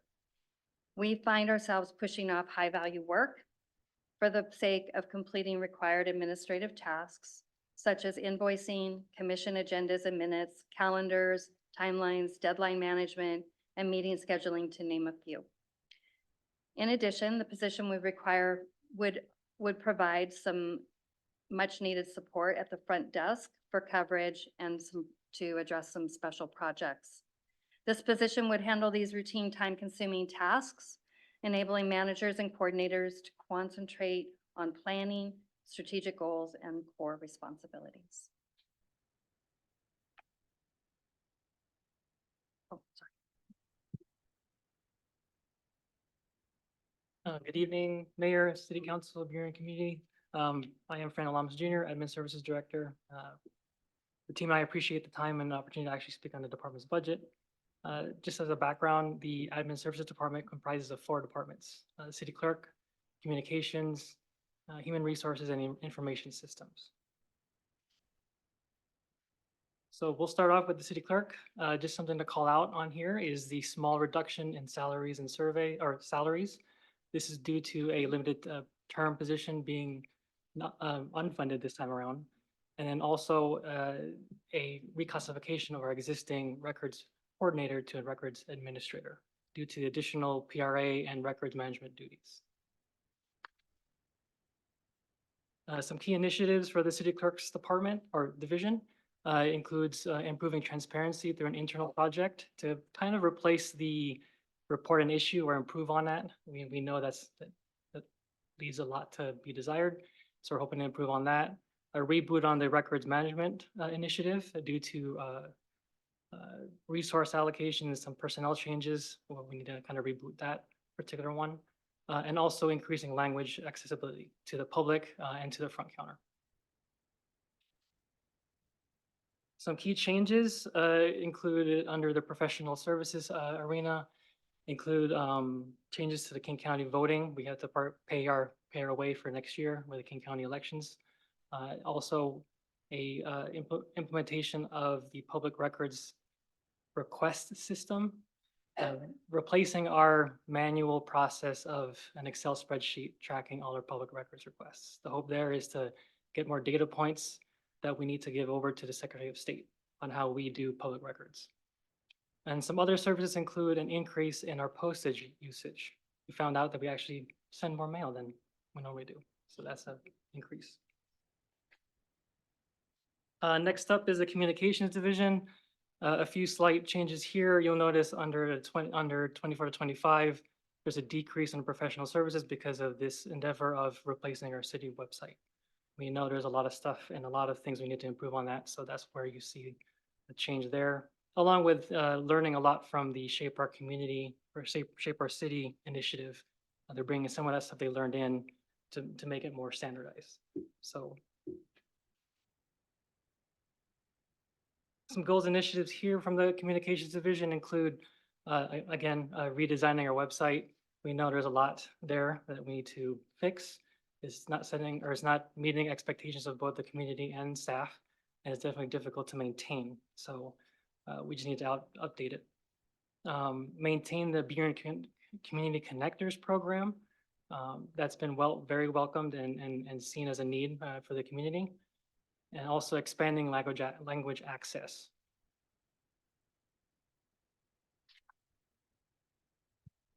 Some key changes, like I said, new website, said it third time again.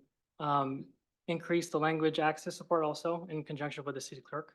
And also a few things regarding new training opportunities for the staff. They're reaching out with their counterparts in different agencies, organizations, and bringing in some of that stuff they're learning so that we can use it here in Burien. Some unfunded needs. Staff has actually been very good about bringing some activities in-house, such as photography, magazine production and whatnot, but that also is not sustainable. So there is a definite need for staff to support more of their work. This includes a community engagement coordinator to bring in the Community Connectors program. Right now it's a consultant and a contract. So that's an externally funded or externally managed initiative. And a communications coordinator to do a lot of the routine tasks that are that they're basically not able to do because of all the other stuff they're doing. And lastly, the community survey. In 2022, that was the last community survey we had. That's pretty much the pulse of the city, and it's used across the different departments of what the community is thinking about or feeling of the decisions made by the city.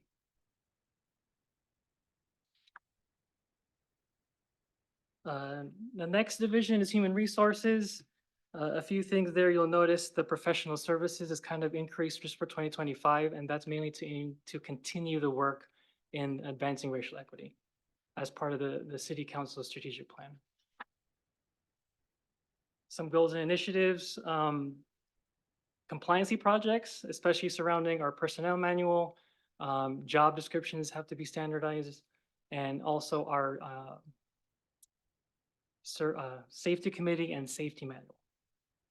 Along with that, we also in human resources want to do an implementation or analysis of the salary and benefits, which would be then implemented in 2026. The other thing too would be continuing equity and inclusion and incorporating that as part of HR practices. And then in training and development, we want to also provide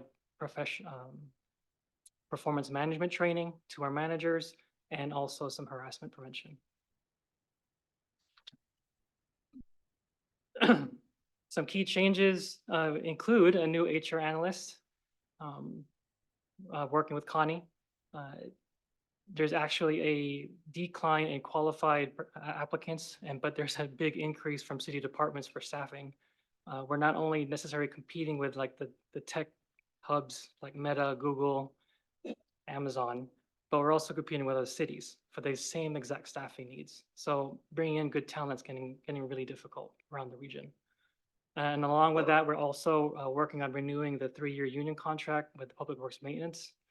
And then also that ARE continuing the racial equity work. Okay, there's a lot, one more division. I have a lot of divisions. But last but not least, we have the Information Systems Division. You'll notice a few things here. There's a big dip in machinery and equipment because we completed a lot of the larger projects we had already earmarked for ARPA. Those were like the conference rooms and whatnot that you see that we're working on. There is a slight decrease in professional services because as part of the cybersecurity initiative that we had, we've completed a few things. We're kind of patching up some of our cybersecurity stuff. But you will see an increase in supplies in 25, and that was due to a few changes and a lot of aging equipment that we need to be replaced.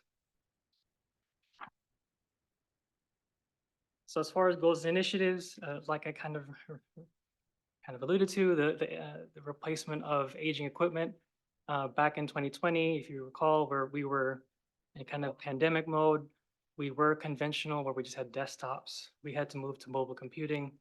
And guess what? 5 years, we got to replace them. So that's just kind of the nature of the technology. There is some cybersecurity initiatives that we need to continue to work on. Policies, plans, incident reports and whatnot, and patching up some further vulnerabilities in that area. And then implementation of some new software. This includes participating with the city clerk on the self-service or replacing the report and issue, and then also bringing in internal communications through a new intranet. Some key changes I'd like to identify include an increase in software subscriptions. Back in the day, we used to just buy software and install it and we're good. Well, most of the software folks are making them subscriptions, so we got to pay annual. Every year we got to pay an annual subscription. And one of those is Microsoft, just down the street. So they are asking for more money, but guess we have to pay for it. We use it every day, whether it be our email, Excel spreadsheets, PowerPoint presentations that I'm showing you on right now. We have to pay to play. Along with that, a large number of equipment replacements. Like I said, over 60 to 70 mobile computing devices that need to be replaced, and including the power distribution in City Hall related to all our equipment. It hasn't been replaced for over a decade, so it's way overdue. Finally, some unfunded needs that we had identified include a digital signature service to help us sign contracts and legal documentation, and lastly, an IS strategic plan. The last one that was done was back in 1999, and typically these things align with the city's comprehensive plan along with the city council strategic plan. And with that, on the next. It's back to me.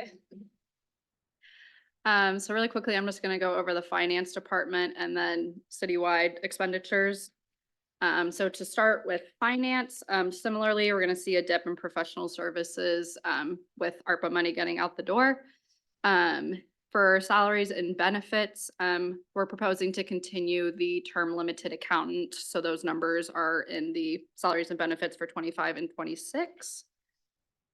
And then for citywide expenditures, just the two I'll point out are the jail contracts. There is a reduction in that from 24 for what we're proposing in 25 and 26, and that's just to get closer to actuals. And then district court costs are increasing to get closer to actuals as the court is increasing to levels like pre-COVID levels. So those numbers are going back up.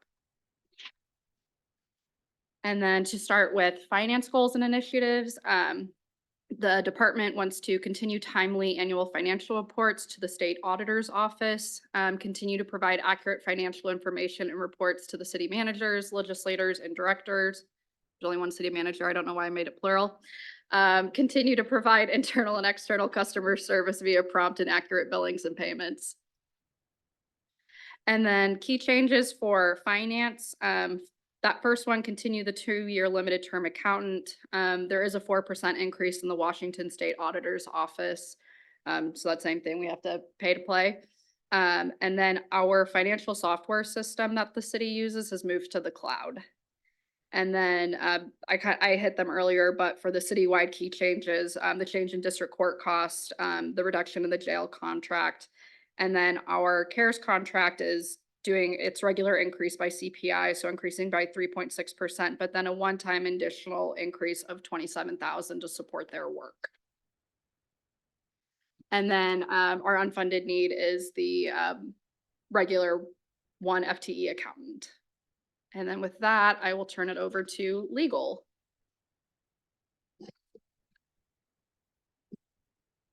Good evening.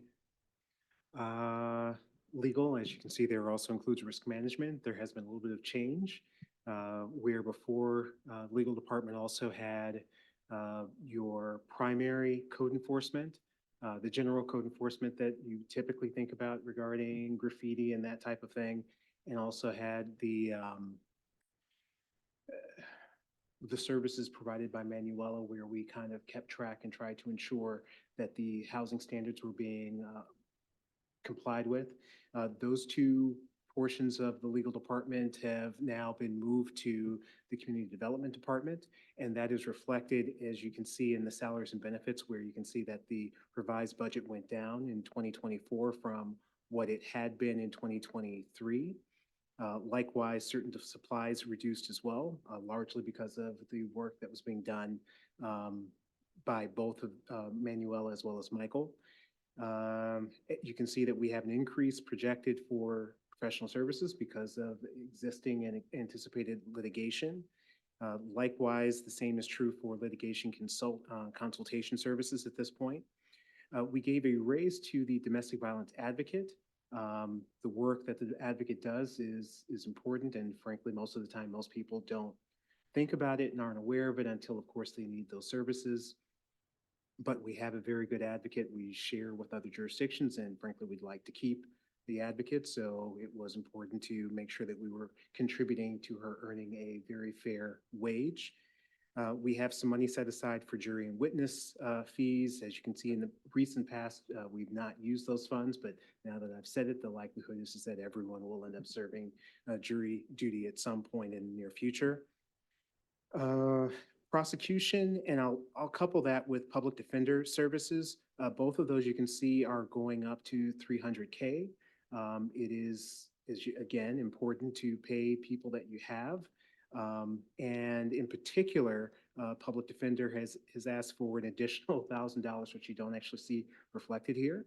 But they have a staff member, attorney that they have trained, and they would like to be able to bump that person's salary up, and it frankly costs less to keep someone who you believe is doing a good job rather than having to find someone new and hope that they work out the way that you'd like, and likewise have to train that person.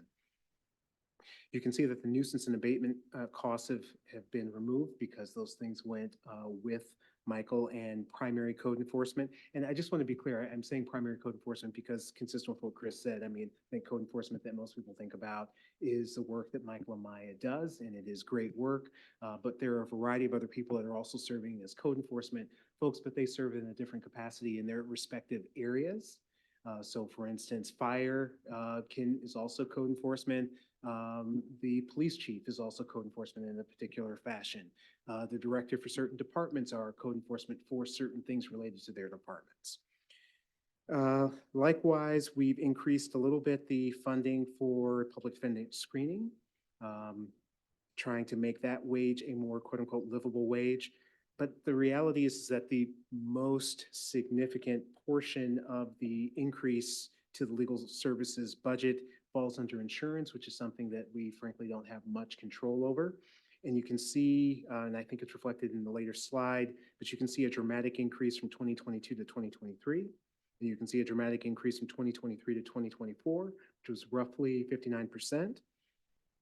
And you can see that there's also another expected increase based on information that's been shared with us of roughly 22% from 2024 to 2025. Our insurance again is through WCIA. It is an insurance pool, and it is not, unlike I think people sometimes think, well, if you keep winning, you shouldn't have to, there should be no increase. The reality is even when you do prevail, your rate still increases because the expense still existed. So you can see that that increase is continuing to happen despite favorable outcomes in most, if not all, of our matters. Let's see, is there anything left? I will look at the next slide. You see our objectives, which is to effectively or continue to effectively defend Burien in litigation. We have making efforts as reflected by the budget to enhance criminal prosecution and public defense. We continue to work on training related to risk management. We continue, but it is difficult giving our staffing levels and lack of support staff beyond Nathan Hawthorne, our senior paralegal who does excellent work, to tackle recodification. So in large part, I've been attempting to do that through the different portions of the code that are sent to you, making adjustments to the code to reflect both changes in the way the language, updating language, making language more accepting of diverse standpoints. So even basic things like he and her are changed in our code revisions, and those aren't things that are typically submitted to us by the different departments, but those are things that we're looking for among other changes, as well as trying to just improve language, making it more clear for every person to be able to read and understand, as compared to using the language that you frequently see with a lot of whereases, wherefore, hereto, and so forth. We are attempting and continue to improve our responsiveness on internal requests, but it can be a challenge. And we recognize, working with the clerk's office and with the new person who's been brought in for public records, we're hoping that we'll be able to assist in ensuring that those public records responses are more prompt than they've been up to this point. We would like to actually assume more trial responsibility for litigation, certainly for things that are not covered by WCIA. But what we've come to understand is, again, having one support staff person who does all the things that are done at this point, and then adding in litigation, which can be demanding on services and time. That hasn't really been feasible up to this point. So we've been hoping to work our way toward having another person as support staff in order to allow for more internal litigation, or to allow for internal litigation to be handled. Excuse me, let me rephrase that. To allow for litigation to be handled internally, or more. You can see here under the next page, under key changes, that the 59% that I mentioned, or roughly 59%, as well as a 22% increase from 2024 to 2025. And again, this is based on WCIA indicating that they needed those monies to replenish their depleted reserve fund, and to secure against rising costs and instability in the insurance market. I can say that they're not the only folks who are identifying that there is instability in the insurance market. There are definitely issues, not just for Burien, but certainly throughout Washington, certainly as to certain areas of coverage related to municipal services.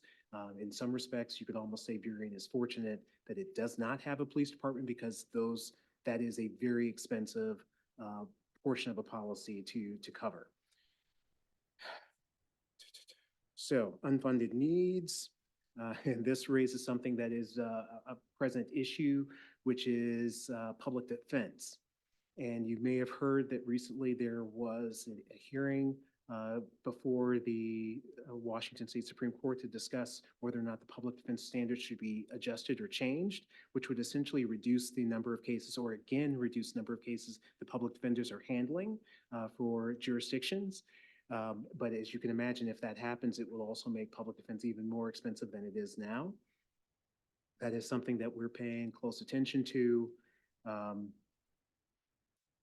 And be aware that there are efforts to push back against this idea, just because it is very difficult now to cover public defense, certainly even for Burien, and certainly for other jurisdictions. It would become much more difficult to do if public defense standards are changed again. And then finally, as I alluded to before, we are looking for another or second paralegal to focus primarily on litigation support, as well as supporting public records responses. And I think that's what I have for you this evening. Thank you. Any questions? No questions. I'm sorry. That's right. Hold those questions. Now, that's okay. That's going. We'll turn it over to Tom and police. But before I give the mic to Tom, I just wanted to give a note to council. On October 7th, when I came with the first budget presentations, our police contract number was like $436,000 lower. In between that time, KCSO gave us their new budget estimate for 2025. So these numbers reflect the latest and greatest. And with that, we also increased the contra. And then I believe the city manager wants to add more context to that as well. Thanks, Caitlin. Yes, we operate a fairly complex budget process.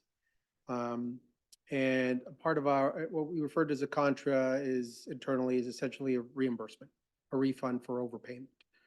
Our contract for law enforcement currently says that we have X number of officers as part of our contract. We pay that total amount per year in equal monthly installments, so then we make the payment. But we are making our payment based on the total number of officers that is in the contract, that just because of staffing shortages and issues, that are plaguing every law enforcement agency. We don't have the number of officers, which means that we pay for 44.8 officers. And it isn't until the following year after the King County Sheriff's Office performs its review of budgets for each agency and how much money has been paid, do they then essentially do a reconciliation? They just say, okay, after reviewing everyone's payments, we've determined that the city of Burien has overpaid by, $1 million, $100,000, whatever it is. We have budgeted in a very, I'd say, good budgeting style, in that we know how much money we're going to expect back.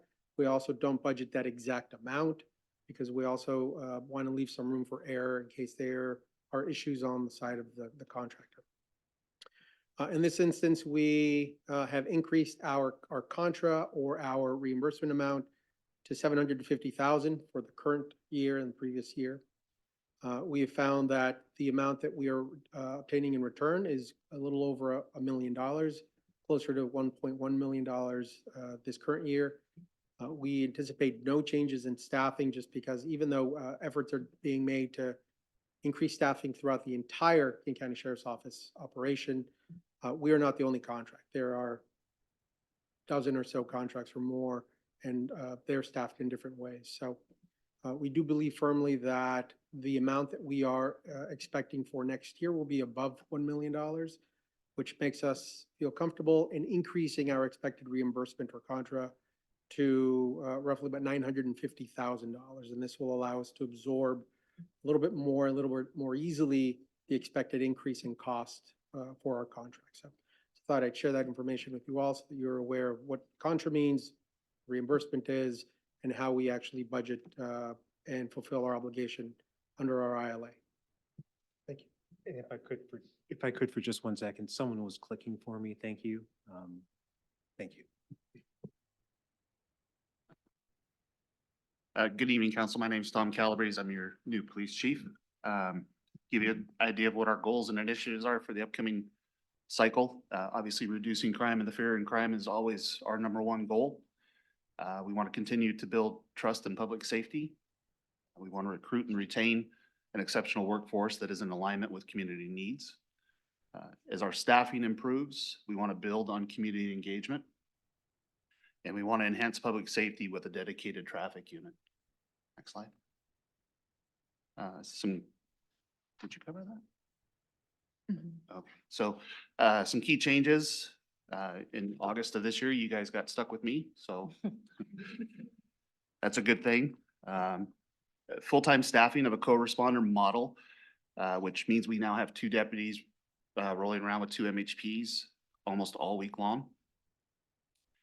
We have 1 full-time traffic officer that's been in the city since early last year, and he is absolutely crushing it right now for us. Our staffing shortages will continue to be held in the investigation section, which means our burglar, larceny, our street crimes, and our crime reduction unit, so that we have dedicated officers responding to 911 calls.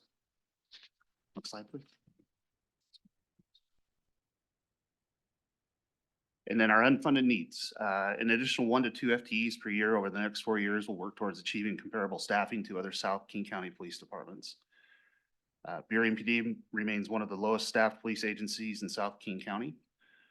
As population within the city grows, the need for more officers will continue to rise. The average mean is 1.48 officers per 1,000 residents. Currently, we are at 0.085. And then the next slide just gives you an example of some of our local partners and their staffing levels compared to ours. Thank you.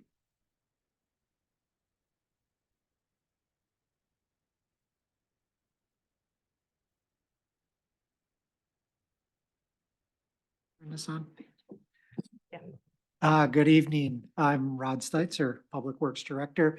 We're slightly out of order here, so Liz, sorry about that. Okay, let's roll.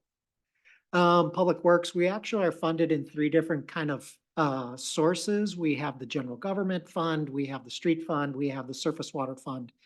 Each are independent for various reasons, for a grand total of right around $34 million. So adding up all those tables that are shown on the right, that's kind of what the sum would be. I want to highlight one of the ARPA funds. I think we've kind of have a theme going here. We use that for professional services, about $400,000 in 2024. Tried to highlight where it is in that mess of tables there, so circled in the green. And that's really it. Let's hit the next one.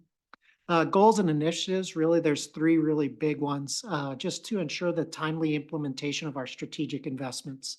That can include the maintenance center, which is our current maintenance center is shown there on the right in the top in that photo. It's one of three locations that we have in Public Works to deliver the services and levels that we need for the community. We also want to make sure that we fulfill completing our grant project work and also our partnership with other agency work, King County, SAMP Transit, et cetera, across the board. The reason those are important is that it lays out the groundwork for future work that we can leverage funding to complete improvements for the community. Another thing is addressing staffing needs to make sure that we can deliver those levels of services for the growing community. One that we're actively working on right now is our emergency preparedness, getting that filled. We have winter coming up, so we want to make sure we can respond to emergencies and address certain needs in the community. We also want to make sure that we have dependable infrastructure and provide a safe level of service in the streets and in the right of way and those kind of things. And that's what that second picture is. The one on the right on the bottom kind of just highlights some of the vehicles that are attached to our snow plows out there. We also have de-icing equipment in those. That picture is going to come up later, just a little foreshadowing. And then lastly, we want to make sure that we evolve and update our business processes to make sure we're efficient, we're effective, we're defendable, and we're auditable. Making sure that we meet all of those kind of standards allows us to leverage grant funds, keeps our AAA credit rating intact, and those kind of things for low interest loans. So I think we're okay on that. We can go to the next one. Key changes, won't step through all of them, but 6 department positional changes. Not all of these are funded, but they're the ones that we're kind of, anticipating could become funded December of this year. And what we're doing with those is these are the positions that we've outlined that help us address those goals from the previous slide: safety, emergency response, level of service for the community to make sure that it's safe and we're delivering our work. The other thing that's going to come up, this is a big one, and it's going to come up, I think Caitlin mentioned it earlier when we talked about utility rates, is different regulatory changes. These different regulatory changes are great for a lot of reasons. One thing that we will have to look at is when we implement these regulatory changes, what are the costs? There's no longer going to be transportation exemptions for a lot of our surface water controls, and we'll have to do an evaluation, come back with further information to council about what those means cost-wise and also timing of delivery-wise. And then the last thing is updating some of our processes, procurement, right-of-way acquisition. What these processes do is keep us in check and in line with different regulatory changes and legal requirements at the state level, federal level. And so when we get those changes updated and the processes done, it will allow us to actually manage and run our own projects with federal funds. And it will also allow us to stay compliant with new regulatory changes in the procurement process. Let's see here. I think that's the last slide. Oh, nope, unfunded needs. Unfunded needs, and I should have known this because it's the same picture as we saw before. I'm going to start with the second bullet. You can see there's a number of pieces of equipment that we have with the dates of what the years of those trucks are, even going back into the mid-90s on those. In fact, that one, the odometer's broke. We don't even know what the mileage is on it. So there's a lot of things coming up, a lot with excessive miles. And what that means is higher repair and maintenance costs right? So as the vehicle ages, yes, we can repair it, keep it up to date. But then those prices go up and up each time you have to do the major repairs. The first bullet is actually the capital infrastructure and maintenance facility. We want to make sure that we're looking at what are all the expenses related to that facility. We do, and I think we can pass along a thanks that there is a significant amount of money set aside for that facility. But as prices increase and the needs for the siting and the needs for the final build out of the facility become realized, we'll have to maybe just continue that conversation, bring back information as soon as we know it. The sooner the better. Let's see, and then the last bullet, kind of capturing what efficiencies we can do within Public Works Department. Data analytics is something we keep a really big eye on. How do you notice trends, right? So we can notice trends in not only project management, we can notice trends in the market, and we can notice trends of maintenance needs. Like, for example, we could say, okay, wow, on this road, we maintain the potholes 62 times this year. Those are fictitious numbers, but anyways, what those trends do is allow us to more effectively manage the workers that we have and the work that we're doing to be more efficient and make better use of the dollars that we have and staff. I believe that is it. Now is it, Liz? All right, thank you. Thank you. Rod. Thank you, Rod. Nice to see you again. So I did want to just remind council, you generally see me only in the long range planning work, but there's a whole nother department or a bigger part of the department. So I'm going to talk about the whole thing tonight. And that includes building and planning are the two divisions that report up. On this first slide, you'll notice that the building numbers did take an increase, and Garmin spoke to that a little bit. That increase was in 2024 when the code enforcement officer and the rental housing inspection program officer both moved over to community development. So we plan to maintain that. And we're also asking for a limited term employee to enhance the code enforcement work that our current officer is doing.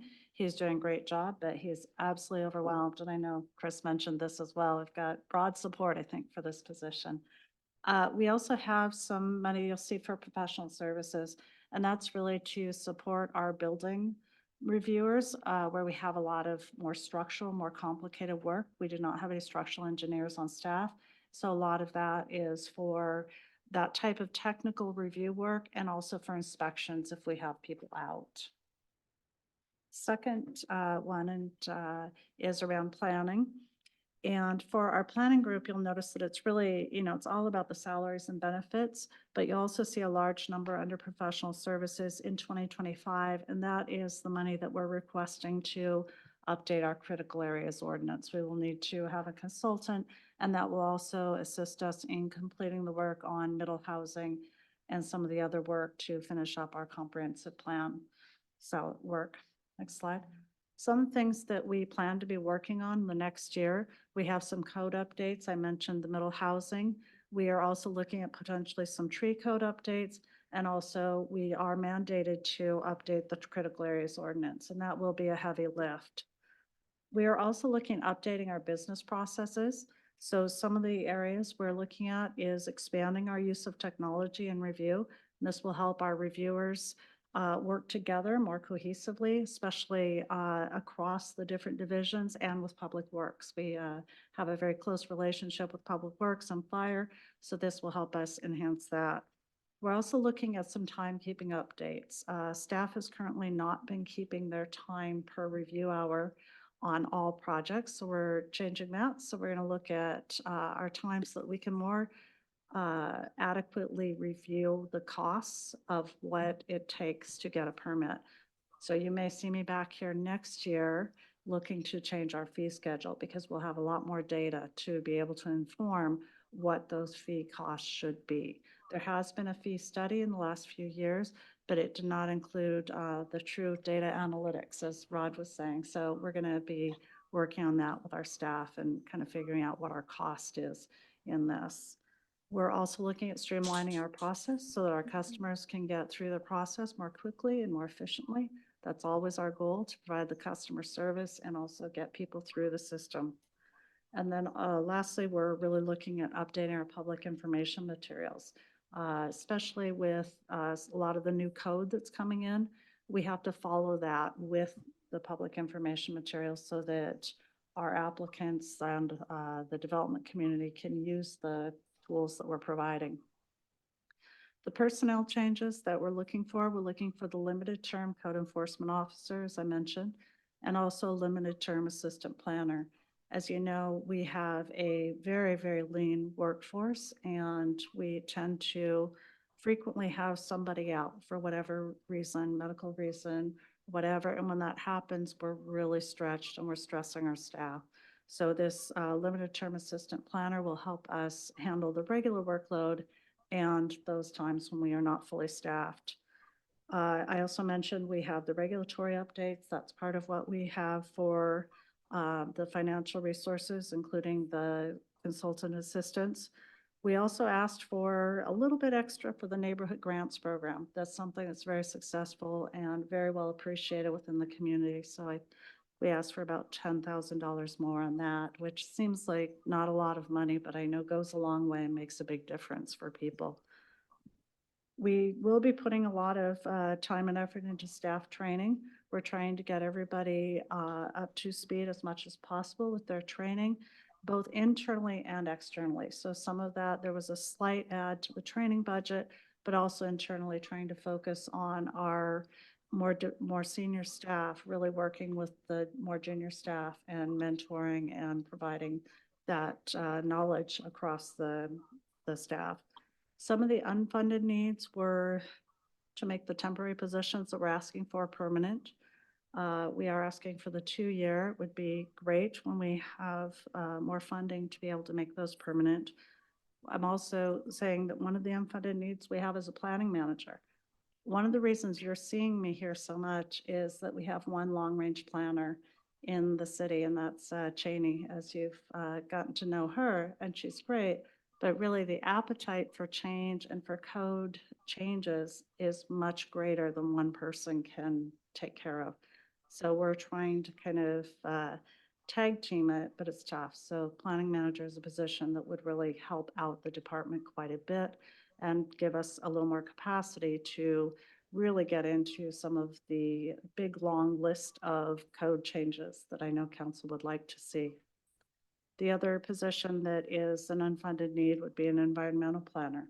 We have a lot of environmentally critical areas in the city, and it's very important that we make sure that development is really not going to impinge on those critical areas and provide something where we aren't contributing to a degradation of a critical area. And so environmental planners are very helpful because they have a really deep understanding of the critical areas. I think that's all I had for today. Casey? Do you guys need a break? Do you need to jump up and down, wave your hand? Good for now. We're good for now. Okay. I will be asking everyone to take a little break after this, though. You're all amazing, though. Keep going. Keep going. I love that Parks and Recreation asks. Yeah. Yes, I'm the fun group, right? So, sorry, everyone. No, just kidding. Sorry, I've been sitting watching this whole thing, just going. So obviously, I'm Casey Stanley, and I'm the Parks and Recreation and Cultural Services Director. Thank you guys for being here tonight to listen to us and allow us to present our budget. I have worked for the city of Burien since 1999 in various roles, been around a long time. And we've been very creative with our budget in Parks and Recreation. We are able to use the funds that have been allocated to provide a multitude of different programs. And through the grants that we've received, we've been able to offer low barrier and low programs for people to be able to participate and also be able to maintain our parks and our facilities that are aging. Next slide. The Parks Department promotes a healthy, livable community with opportunities for physical activity as well as personal and cultural enrichment. To accomplish this mission, it offers recreation, cultural programs for citizens from preschool age all the way through senior and adults. Participants are involved with a wide variety of arts, sports, health, active living, and special interest areas. Recreation programs are offered at the Burien Community Center, Mosier Arts Center, and the various schools. The department produces many citywide special events throughout the year. The department also is responsible for the operation, maintenance, and stewardship of the Burien Park System with over 416 acres of park and open space property, including 28 developed and undeveloped parks. We balance the needs to earn revenue and ensure community members have the financial ability to participate in programs. We are continually working to reduce barriers to access programs, parks, and community events. We continue our emphasis on risk management, so maintaining our forests, tripping hazards, falling hazards, crime prevention through environmental design, and keeping the parks clean and active to create a safe place for people to recreate. Next slide. Key changes. The Parks team has requested to combine an existing intermittent dollars and new dollars to create a full-time regular parks maintenance position to support the work to maintain the 28 parks. Our parks are open 365 days a year with an average of 14 operating daily hours. Our parks is also requesting a limited term parks facility lead position. This position would support deferred maintenance list, help maintain the 8 facilities, including adding the 3rd floor into the mix of City Hall. 5 restroom buildings, 3 shelters, a water fountain, and electrical power in Town Square Park for the 13+ events held during the park, in the park during the weekday and the weekends. The park's fleet management and supporting the park maintenance crew.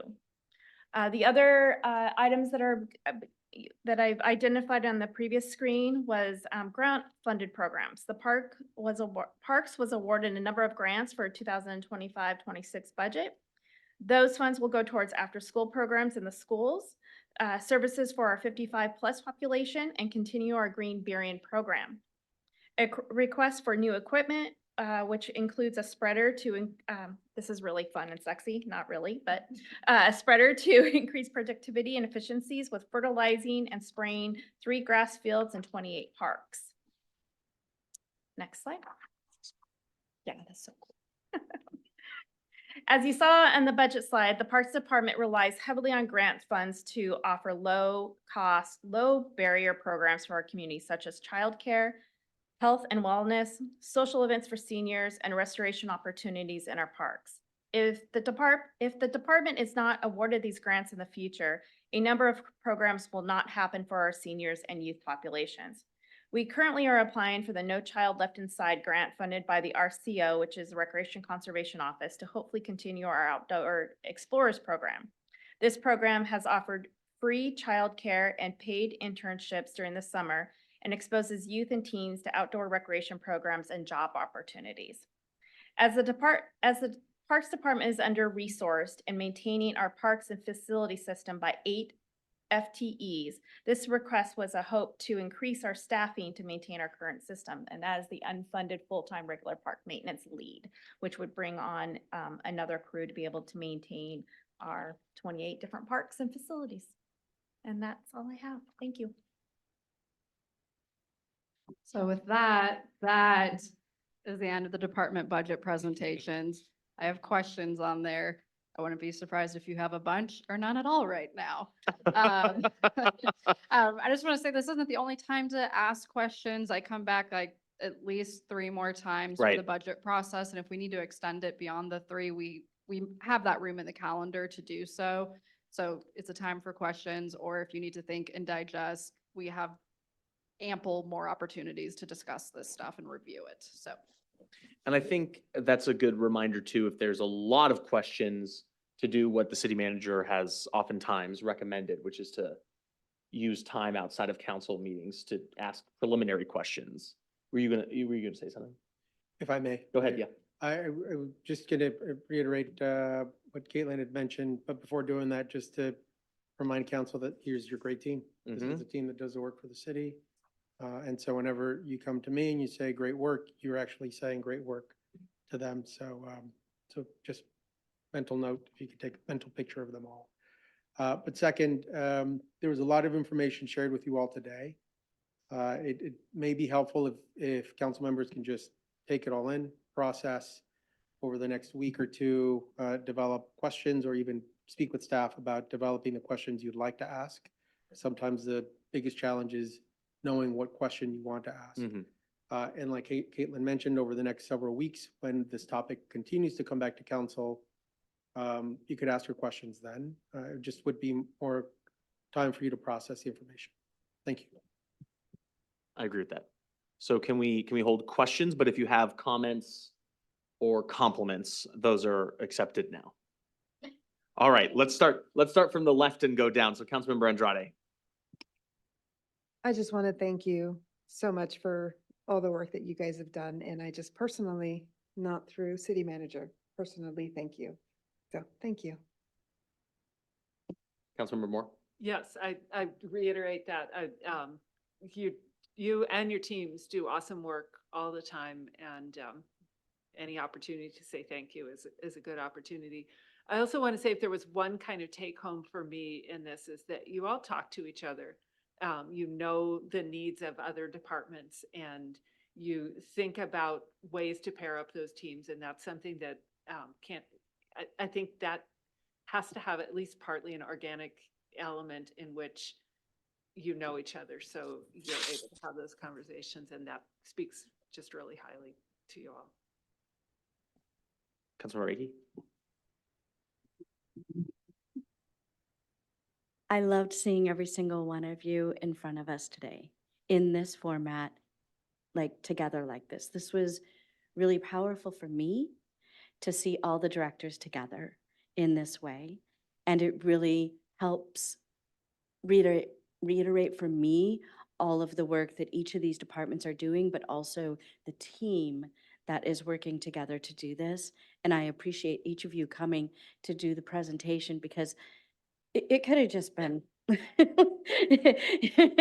just the finance people bringing your stuff, but I really appreciated you each coming today, staying long tonight to share each of your stories.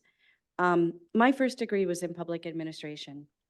And when I first started my master's in public admin, that I did not finish, but that I started, my big question was, what's the priority in my head and for the public about what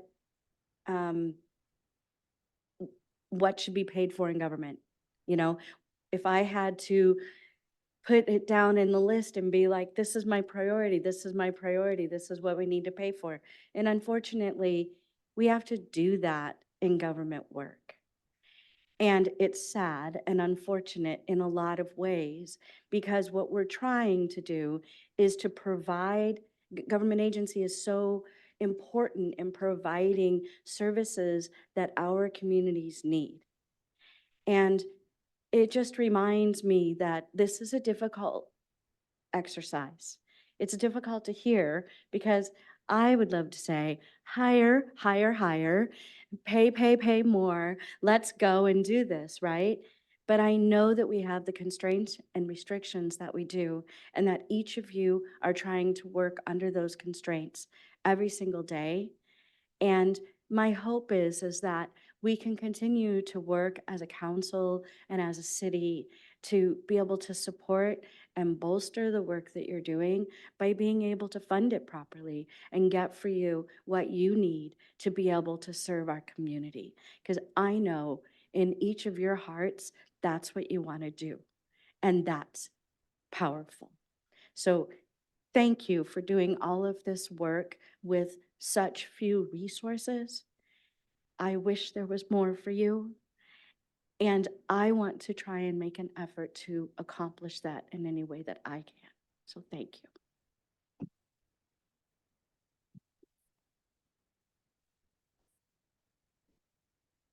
Deputy Mayor Mora, do you have your hand up, or are you on screen? Do you want to say something?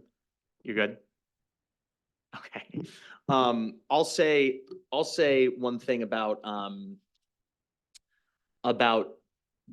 bureaucracy, and that I think oftentimes a lot of people, especially the public, think that there's no faces or personalities or people to what gets done inside the government. And there's a statue in Reykjavik, Iceland, that is called the Headless Bureaucrat. And it's right there in downtown, and he's carrying a briefcase, but the top part of his body is just a big block. And I took a picture of it, and it was my background on my phone for a while. Because I think there's a feeling around that that's what a lot of people see too big of a government being, or they don't have a personal relationship to the people who do the work. And I think that in the city of Burien, the public does, and we certainly do. And I think that's a testament to the processes by which we operate as a government. We don't have strict committees that you very formally come and talk to us by. We come upstairs, we walk around the halls, we say hi to you. We're grabbing coffee, we're grabbing lunch, we're at the farmer's market, we're coming in for a meeting with Adolfo or one of you or whatever, but it's much more of a familial situation, and much less rigid and much less formal. And I think there's a seamless choreography to that is less structured and stringent and more flexible and more engaging. And I think that also speaks to how you all are as people and how you work together and how you interact with us. I think most of you call me Kevin, which I prefer, and I would love that you still do. And I think that familiarity and that friendliness is good for a proper and positive functioning of government. And I think that the community sees that too. And certainly it's reflected in a budget. Budgets are, as everyone likes to say, budgets are a moral document, and budgets are the guiding light of where we're going. And certainly sort of what Councilmember Akey was saying, I would want us to have everything we possibly can. And it's tough that representative democracy means that we have to make some tough decisions sometimes. So certainly I think to say, if we do end up having to make some tough decisions, it's my former boss gave a speech last week where he said we should all be loving critics, not uncritical lovers or unloving critics, but loving critics. And I think I've been thinking about that a lot this weekend. And I think a big job of elected officials is to be loving critics. And so certainly just remember that when we have to make budget decisions, we're doing it with love, and doing it with the thought that we're trying to make the city a better place. And we know you all are too. So thank you so much for all your hard work and everything you put into it. Councilmember Garcia. Thank you. Oh, we can't hear you very well.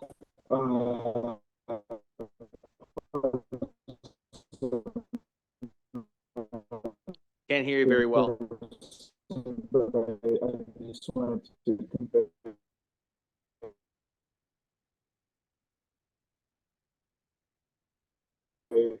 similarly to my comment. Councilmember Garcia, we Is this cannot better hear you. Oh, now? yes, Oh, there you go. There we go.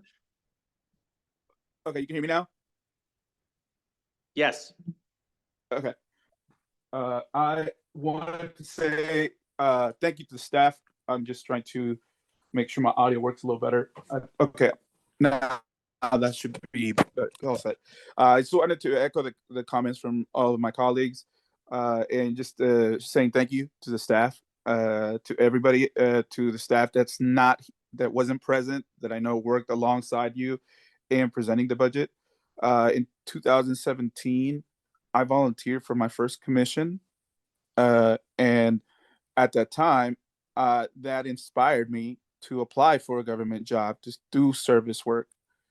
I had the fortunate experience to work in local government firsthand during COVID, and did work and saw firsthand just how stressful, just how hard, how challenging, and at times rewarding the work is. So just wanted to convey my appreciation for your commitment to be a public servant. It's not easy. It's challenging. My colleagues and I to really go through and think over as we have to make some hard decisions. I don't have any questions for any of you. I think one thing that did resonate with me, I'll just share, I guess, like a takeaway similar to how Councilmember Sarah Moore did. It was, sorry, about that. Was during Garmin's presentation, he expressed during one of his colleagues requesting some funding for training to keep to develop staff, to train staff, and to retain staff. And I think that's really important. I think investing in our staff and staff retention is the most critical aspect of the decisions that we make on budget and the upcoming levy. So I just want to thank Garmin for that nugget in sharing that it's, it's more, it saves us money to keep staff. So I appreciate that. Thank you, Councilmember Garcia. That reminded me of one last thing I wanted to say about the budget and the future and with everybody here. This is very rare that we have everybody here, so I'm taking advantage of the opportunity.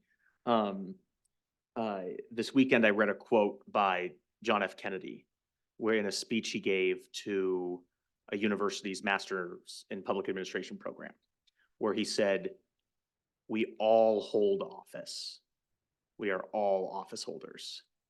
And I think that that's been sticking with me because we all do share responsibility for what happens in the city. And I think it's incumbent for not just us, not just staff, expanded out to residents of Burien and, well, everybody, but we all hold office and we all have responsibility to this community. And I think that with that in mind, we'll be able to do, and we have been able to do, a lot with a little.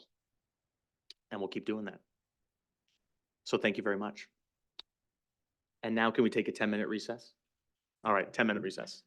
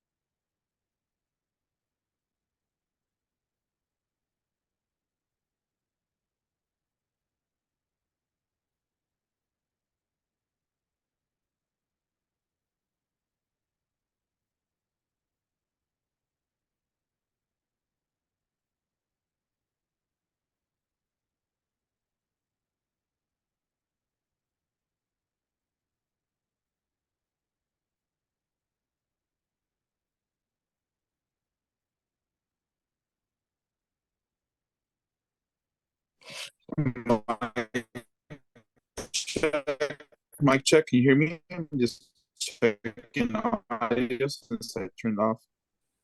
I hear during you, but you're recess. kind of broken up. Is this a little better? Can you hear me now? That's better. That's better?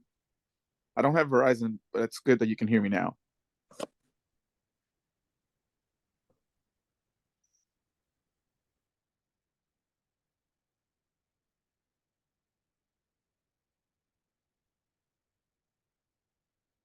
All right, we are back at 8:17 to discuss amending our ordinance number 837. Our city attorney will have this brought up. Yes, and may I share? Thank you.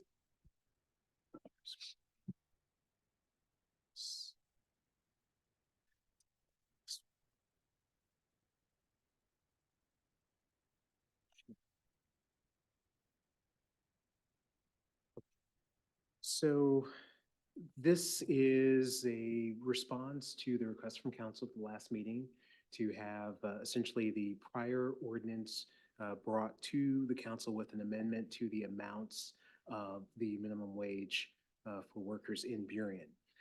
And I've certainly made those adjustments, but I did, as I looked at the recitals, I saw that frankly, some of the recitals needed to either be updated or clarified for what you were considering. So you'll see that the first recital talks about the fact that, yes, back in March, the council did adopt a minimum wage ordinance scheduled to take effect January 1st of next year. I've identified what it does, what the existing ordinance does, which is add $3 to the minimum wage of $16.66 for large employers and $2 for the minimum wage for medium-sized businesses. And that $16.66 is the amount for next year, based on the updated information from the state. We also took a look to see what the 2025 minimum wage would be relative to other jurisdictions. And I give some examples. Obviously, you see the state of Washington, $16.66. You can see for California, $16.50, though fast food restaurant employees earn at least $20 in California. New York City, they actually have a breakdown based on who's tipped and who's not and the nature of the work you do when you are tipped. So you can see that they have a series of pay scales, but they all work out to be at least $16.50. Portland at $15.95, Washington DC at $17.50 for non-tipped and $10 for tipped employees. Los Angeles, the city of Los Angeles, $17.28. Seattle at $20.76. And it is noteworthy that Seattle, I don't know if they were the first, but they certainly had this total compensation approach that they were utilizing. It appears as though they're no longer utilizing that approach moving forward. So that's the reason why you see the notation concerning tips and medical benefits not included as wages. I think it just says as wages, should say wages. And then you see Tukwila. And obviously for obvious reasons, I've noted what they have scheduled for next year. And it's important to see that theirs is $21.10. And for medium-sized businesses, while a little bit less until July, that for the medium-sized employees, it will also rise to $21.10 in Tukwila. This information, we left the family size information still roughly 3 individuals as typical or average family size in Washington. We did try to update the information concerning what constitutes a livable wage. And you can see that that amount has gone up to $28.06. I'm sure the council recalls that at some point there was an inquiry certainly from me and I believe also from the city manager about, okay, if we're talking about raising it, is it feasible just to raise it to what the livable minimum wage is? $28.06 might be a little too substantial, but that's not my call, too substantial of an increase for businesses in Burien while trying to keep them in Burien. It does also, I think, support the idea, though, that there is value in having a higher state minimum wage rather than this piecemeal approach that is taking place that essentially in some respects pits cities against cities. So that may be something that's worthwhile doing. And you can see that the minimum wage for Seattle, Tacoma, Bellevue is a little bit less at $26.88 for essentially a family of three. I did inquire with our resident expert in finance in terms of being able to figure out what the specific minimum wage is for Burien, but that was a bit of a hefty call, especially for the short amount of time that we needed to produce this. So we don't have that, but that certainly was something that did not escape us as we kind of thought about, okay, what's helpful information for the council to have. You can see here that from 2023, and this is updated information, the last recital on that first page, almost 61% of minimum wage earners are 20 years or older, according to information from the Bureau of Labor from last year, 2023. And we had data, much older data, that indicated that almost 90% of minimum wage workers were at least 20 years or older in Washington. So I believe the next three recitals are the same as we had before, but we did have some slightly updated information for 2023. Burien averaged almost 12,700 jobs. Obviously, it fluctuates. People hire, resign, retire, et cetera. So there's no precise number unless they were to pick a particular date and time and see and do and check it at that moment. Also important new information we added in 2023, Burien's taxable sales and taxable use were at or near 1.17 billion and 10.7 million. So let me make that more clear. Taxable sales, 1.17 billion. Taxable use, 10 million, 10.7 million. By comparison, Seattle's, as you can see, for taxable sales was 34.7 billion, as well as 1.72 billion for taxable use. And Tukwila had almost 2.45 billion in taxable sales and 61.3 million for taxable use. And then because obviously so much of what is happening involves what's happening in Tukwila, it's important to kind of identify, okay, so what is happening in Tukwila? Why is this happening? Why does this work there or whatever? And so what we have is Tukwila has a population as of 2022, according to their financial report, of 22,620 people. So we're looking at less than half or more than, did I properly say that? Certainly more than half of the population of the city of Burien, which we're estimating at least 50,000, depending on what you look at, and in some places as high as maybe 55,000. They're averaging around 40,000 jobs as compared to Burien's 12,700 jobs. And according to their annual report, or as they call it, the annual comprehensive financial report, there are more people, and this is a quote, more people are employed in the city of Tukwila than in 27 of the 39 counties in the state of Washington. It's home to headquarters for industry leaders, and they give a list of places, and it has a large retail economy anchored by the Westfield South Center Mall, which is the largest mall in the Pacific Northwest. It also has manufacturing, including Boeing and other aerospace. So the final two recitals on page 2 are the same as we had before, and I believe the first two are the same as largely what we had before. And then you see that it's important to note that Burien's minimum wage ordinance exempts small businesses from the Burien minimum wage ordinance, similar to the exemptions in Sea-Tac and in Renton. So then the actual text, normally I don't give you the entire text just because most of the time it's one of those things where you probably don't have much of an interest in the entire thing, given the volume of materials you have to read. But in this case, I figured it might be important to make sure that you had it all. I'm not going to walk through each thing, but if you take a look through, these are all provisions that exist in the existing minimum wage ordinance in the city of Burien. It's scheduled to take effect beginning in January 1st next year. And when you make it to section, and as I scroll slowly, section 6, which will be at the bottom of page 6, 6 of 11 of the ordinance, you'll see that where it said $3, we have it now pursuant to the council request. It now says $4 for the large employers or level 1 employers.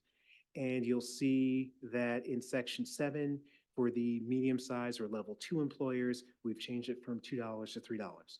There've been, oh, and I'm sorry, I did make a slight adjustment as well on both sections 6 and 7. You'll see that we speak of the minimum wage shall adjust or remain whatever amount the council selects over the state minimum wage unless, or, and I added, or until. Just because I think frankly, as I looked at it in retrospect, it probably should have been until. But, so we say unless or until the Washington state minimum wage exceeds the hourly livable wage for a single adult and with 1 child. And I made the same edit in section 7, just adding the words or until. Beyond that, no other changes made to the ordinance. Thank you very much, Garmin. Deputy Mayor Mora. Hi, thank you. I realized there was an oversight on my part when I made my motion last week, so I wanted to make a new one. I moved to adopt this ordinance with the following changes. Have level 1 as $4.50 above state minimum wage and level 2 at $3.50 above state minimum wage. Is there a second? I second. Okay, moved and seconded. Any comments, questions, or statements? Oh, go ahead, Deputy Mayor Moore. I Go was ahead, gonna- speak to it. Thank you. Just the same statements that I made last week. This was something that a lot of businesses gave their input to and were very supportive of. And the only reason why I made this change today was because there was an oversight on my part for last week, but I'm still supportive of this. And I do believe that a lot of the businesses that this would be affecting are also supportive of this. And I think this will help us get to more of a livable wage for our city. Thank you. Any other comments or questions? Let's go Councilmember Andrade and then Councilmember Moore. I am not in favor of this, and I want to speak to this. I know I wrote up a little speech, and it's kind of choppy because I kind of put it together here last minute, but raising the minimum wage, being up there to be comparable as highest in the nation, yet we have no industry leaders that were kind of used in the example. Research and outreach had been done by many parties prior to my being even elected to arrive at the increase back in March. Then to raise it $1 without doing that same due diligence, I don't feel is fair or respectful to our community of businesses.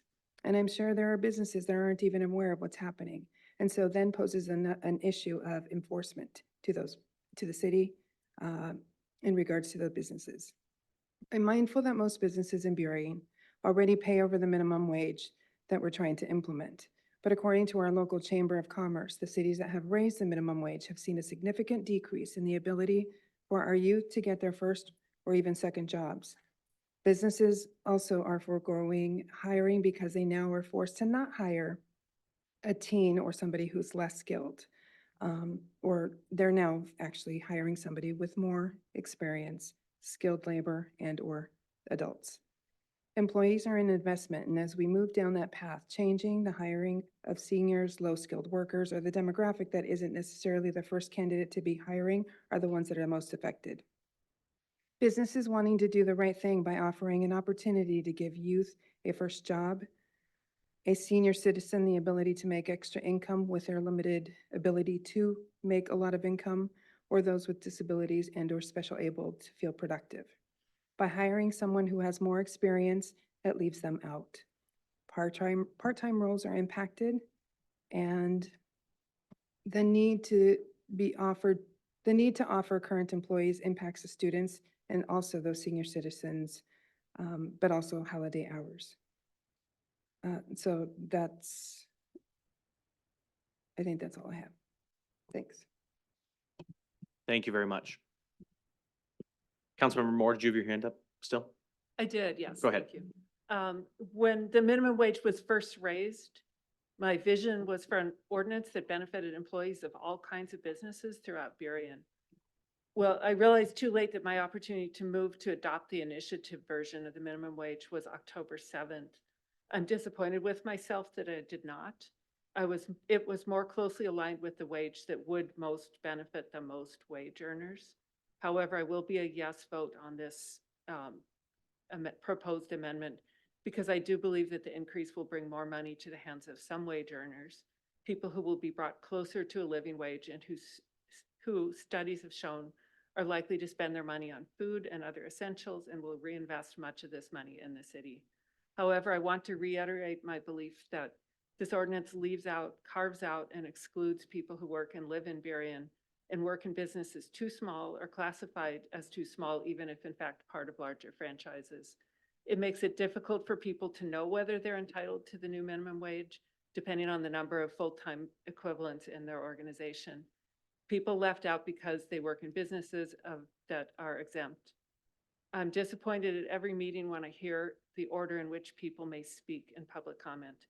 The workers who earn a living in Burien but do not live here are scheduled last. I'm disappointed because this issue and other issues are equally important to someone who works in Burien as to a resident. I live in one city and vote in another. Many people do. While I only vote in one, my opinions and observations are valid in both.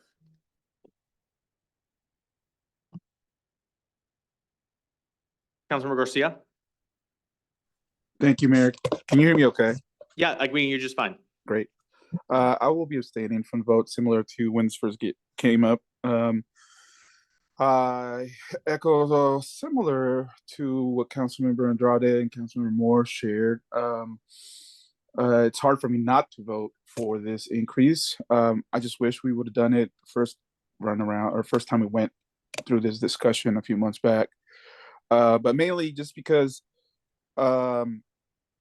there's already a petition going out to our voters. I think democracy and voting is the way to go when we can't get something that I think benefits the majority of the folks. In this case, my lived experience and as the only immigrant on the council and someone that's worked as a restaurant worker, raised by a restaurant worker, the exceptions made on tips being counted as wage provided by a business, even though it's not provided by a business, it's provided by a customer, as well as the exceptions on the corporate franchises, because I go to a lot of these franchises and most of them are youth. Just seeing a lot of youth that are gonna get not gonna be able to see a wage increase. It doesn't make sense to me. So for this reason, I will be abstaining.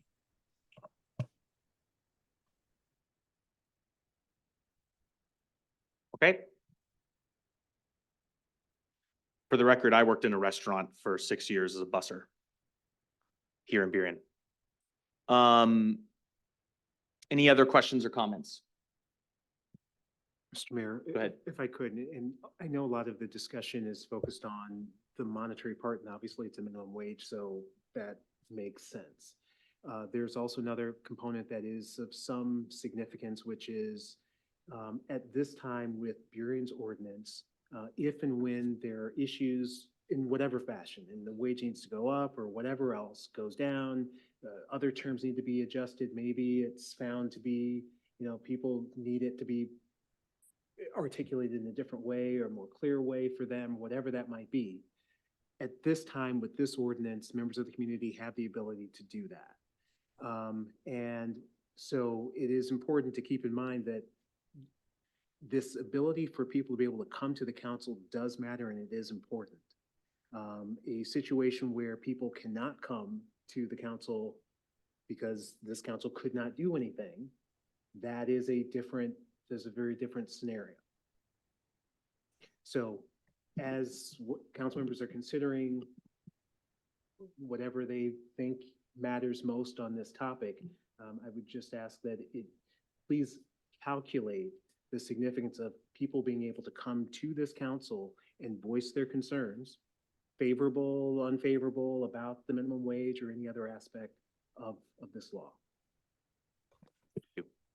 Mayor, since you asked and there was additional comments made by Garmin, I'd like to add a couple more comments.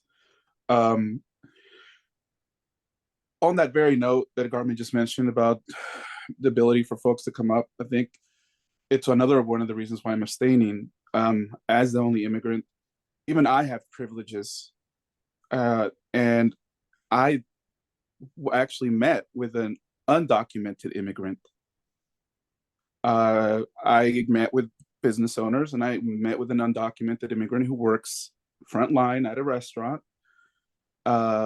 raised a family here, and they don't have the ability to come to council.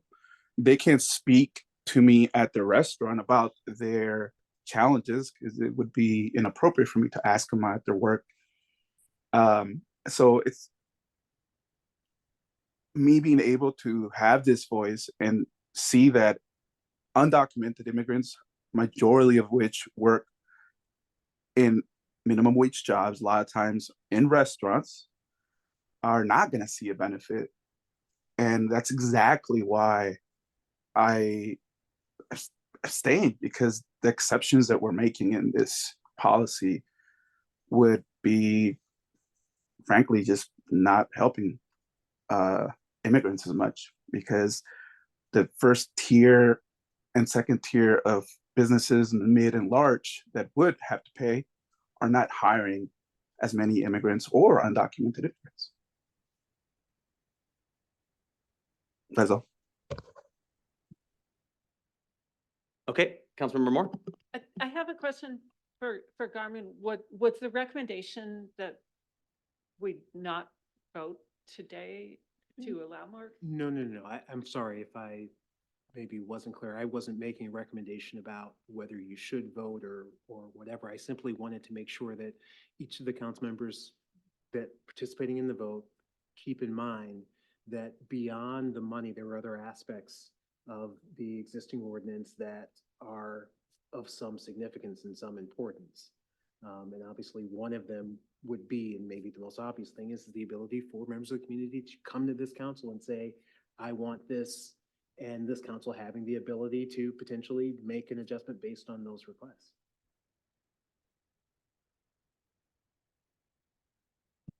Okay.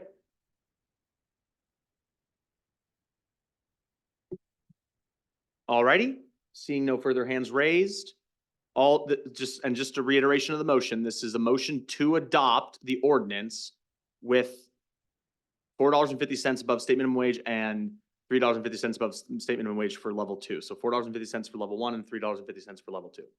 So all those in favor, please raise your hand or say aye. Aye. Deputy Mayor Mora, Councilmember Akey, Councilmember Moore, Mayor Schilling. All those opposed? Councilmember Andrade. All those abstaining.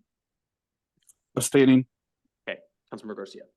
All right, motion passes 4 to 1 to 1.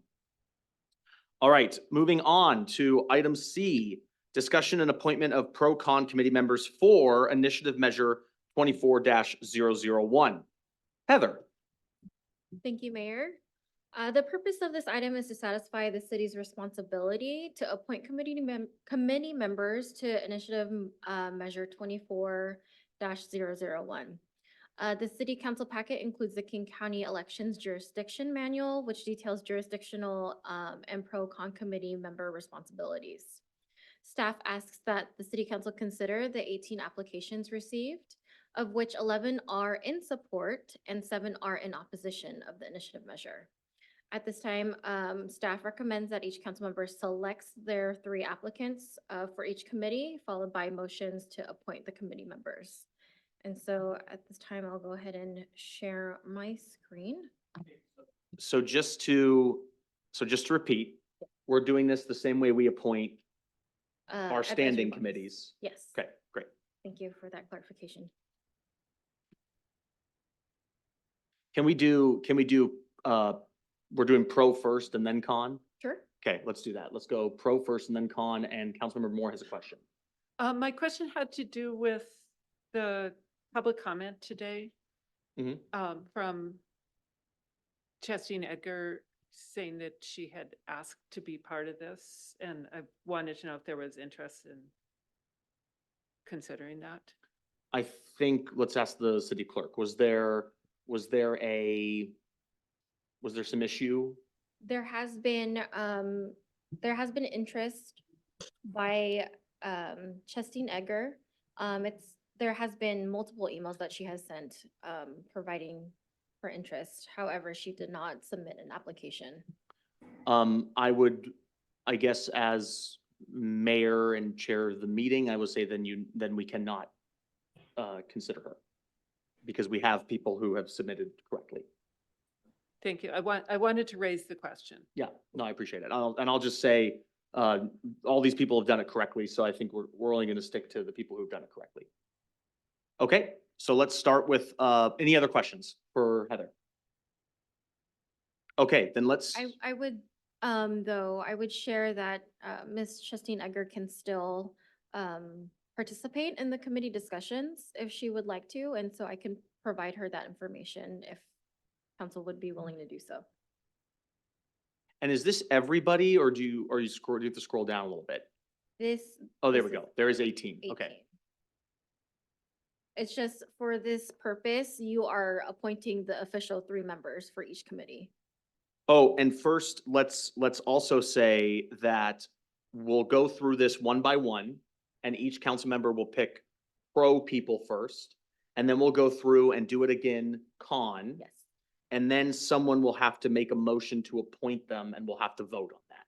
Correct. So just everyone's on the same page here. So we'll go through in the order, pro, everyone picks 3, and then we'll go through con, everyone picks 3, and then someone has to make motions. All right, so start with me. Can you scroll to 1, because we're doing pro first?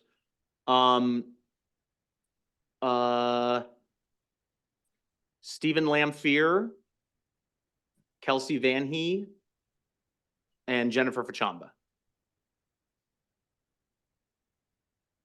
Deputy Mayor? I'm gonna do Nancy Kick, Kelsey Van He, and Crystal Marks. Councilmember Garcia? Can you hear me okay? Yep. All right, I'm gonna go Emily Inlow Hood, Rocco DeVito, and Bo Haynes. Okay, thank you. Councilmember Akey? Stephen Lampier, Kelsey Van He, and Jennifer Fachamba. Okay, Councilmember Moore? Rocco DeVito? Bo Haynes? And Emily in the Hood. And Councilmember Andrade?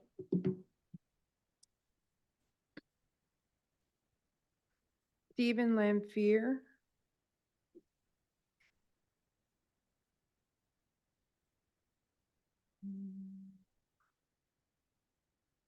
Jennifer Fachamba. And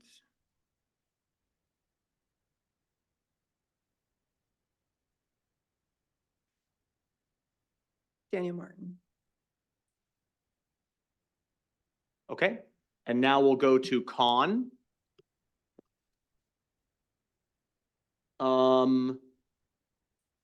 Arturo Cortez de Bonar, Enrique Arias, and David Meinert. Deputy Mayor Mora? David Meinert, Enrique, and let's do Eric. I'm sorry, which Eric? Oh, sorry, Papscon. Councilmember Garcia? I just had a question. I read through one of the applications that one of the applicants was comfortable doing pro or con, and that was Seamus Keating. Would I be allowed to vote for him as a con? Mr. Mr. Mayor, if I may. Go ahead. Just as a reminder to council, that the King County Elections Division has expressed to us that council should adopt individuals that they know to be very firmly into a position as opposed to interested in just serving on either one. That's not to say that the name of the individual mentioned who's interested in serving on both does not feel strongly about both, but it would be difficult to say if he's expressing interest on both committees that he feels very strongly about one or the other. So go ahead, Councilmember Garcia, Okay. with that in mind. With that in mind, I'm able to, but it's not recommended. It's how I took that. In that case, I will go with Eric Scheffler, Angus Wood, and who's 18? I can't. Who's what? Number 18. I can't scroll. Can you scroll down? Oh, Enrique Arias, but it's number 7 right now. Oh,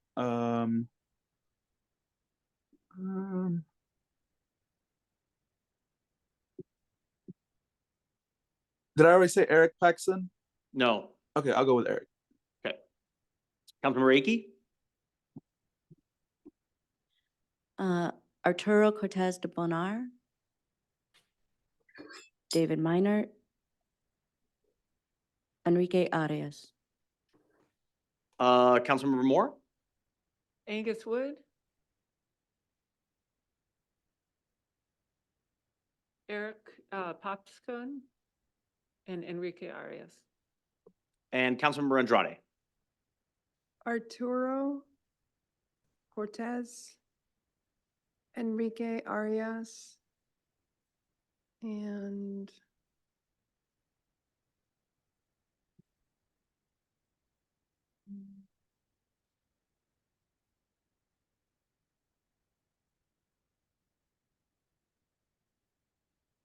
sorry, I'm deciding. No worries.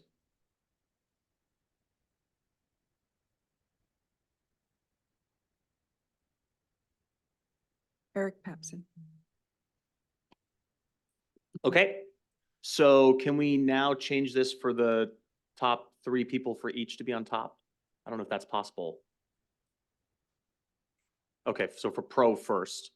So let's do the pro people first and we'll have a motion.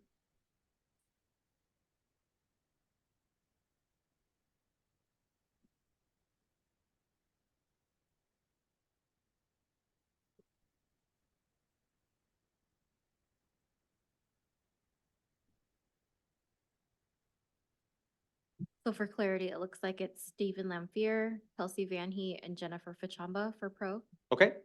Is there a motion to appoint those 3 individuals as the pro committee? Councilmember Andrade? I move to appoint Stephen Lampier, Kelsey Van He, and Jennifer Fachamba. Is there a second? I second. Okay, moved and seconded. Any questions or comments? Okay, all those in favor, please raise your hand or say aye. Aye. Okay, unanimous motion approved for those 3 committees. And then it looks like there are 4 options for con. So it looks like Enrique Arias, Eric Papson, Arturo, and David Minert. So we need 3 people. We need 3 people chosen and motioned by somebody here. Councilmember Akey? I move that we appoint Enrique Arias, Arturo Cortez de Bonar and David Minert to the con committee. Is there a second? Second. Okay, moved and seconded to place Enrique, Arturo, and David as the con committee. Any questions or comments? Yeah, Councilmember- Mayor. Oh, Councilmember Moore? Go ahead. I'll yield to Councilmember. Oh, okay. Councilmember Garcia? I was just pointing out that I think one of the cons has 4 votes. Eric Paxson. Right, but there's 4. Well, this is a motion to appoint these 3 people, so it's okay. They can choose from anybody. And you can choose from anybody. But Councilmember Moore? I was gonna ask the same thing or make the Yeah. observation. A motion can be made for any 3 people. We just wanted to see the vote breakdown too. Okay, so there's a motion to appoint Enrique, Arturo, and David to the Con Committee. Any other follow-up questions or comments? Okay, all those in favor, please raise your hand or say aye. Councilmember Ake, myself, Deputy Mayor Mora, all those opposed? Nay. 2 noes, all those abstaining or voting? I guess I was lost on the Eric Papson. Mhm. Can you explain that again? Yeah, so there was a motion and a second to appoint these 3. Okay. These were the 3 that were chosen. Did we want to go with a process of just having, the reason why I'm going with this is because they were motioned and seconded. Okay. Even though Eric does have 4. So you can vote no, and then we would have to reassess and have another motion. Okay, I'd like to vote no and do, Okay, hold on. So sorry. all those opposed, please raise your hand. Nay. Okay, so that's 3 nays, 3 yeas and 3 nays, so that's a tie, so that motion doesn't go anywhere. Is there a new motion to appoint a different 3 people to the no committee? I'll make a motion. Oh, hold on, Councilmember Andrade had her hand up. Oh, okay. Go ahead, Councilmember Andrade. My motion would be to appoint Enrique, Eric, and Arturo. Is there a second? Seconded. Okay, moved and seconded to appoint Enrique, Eric, and Arturo to the Con Committee. All those in favor, please raise your hand or say aye. Aye. That's myself, Councilmember Ake, Councilmember Andrade, Councilmember Moore, Councilmember Garcia. All those opposed? All those abstaining? Abstaining. Okay, Deputy Mayor Mora. So that motion passes, Enrique, Eric, and Arturo to the Con Committee. So we have our Pro and Con Committee. What's the next steps for that? Are you going to reach out to those individuals? Yes, I will reach out to those individuals and I'll also reach out to King County Elections confirming those individuals. However, I believe they do have a process to validate that they are City of Burien residents as well. Okay, great. Thank you. Alrighty, moving on to Heather again, setting our 2025 regular meeting schedule. Thank you, Mayor. So the purpose of Resolution 513 is to set the City Council's 2025 regular meeting schedule. The City Council may still elect to conduct special meetings when needed. And I will just share for you the proposed calendar for next year. Give me a moment. Mayor, if I may. Yes. While the clerk looks for the document, I'd like to point out that the clerk and her staff have done a lot of work in pulling together the calendar. In looking at the document, it may not seem like much, but there are a lot of different meetings that occur in the city every year. There are also holidays to take into account, which we've had to make exceptions for, either scheduling special meetings or not special meetings. So it's not as easy as just picking dates, in addition to former awkward time periods where we had a summer break that broke into multiple different months and timeframes. So what you have in front of you is, although it seems like they're just boxes and triangles and different shapes on here, a lot of work went into pulling this together for council, for staff, and for the advisory boards that service the council. So thank you to the clerk for that work. Any questions for the clerk? I will say that this calendar is fantastic and gets to a problem that we've had for a while, which is that we run into a Monday meeting that's on a Monday holiday. And so this maneuvers around that and also provides for a summer break for staff. I think that's huge, and provides for the winter holidays to be available. I think also in conversations we've had, if we're able to get a lot of our work done or most of our work done by the end of November, then that would also be an opportunity for staff to be able to take their winter holiday with family and stuff like that. So thank you for this great work. on this calendar for us. Councilmember Moore. Yeah, and I do appreciate the moving around of all the parts and avoiding holidays.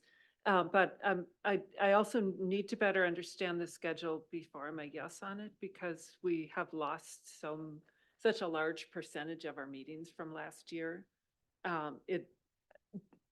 Just a rough count, it looked like we're 9 meetings shorter than we were last year. And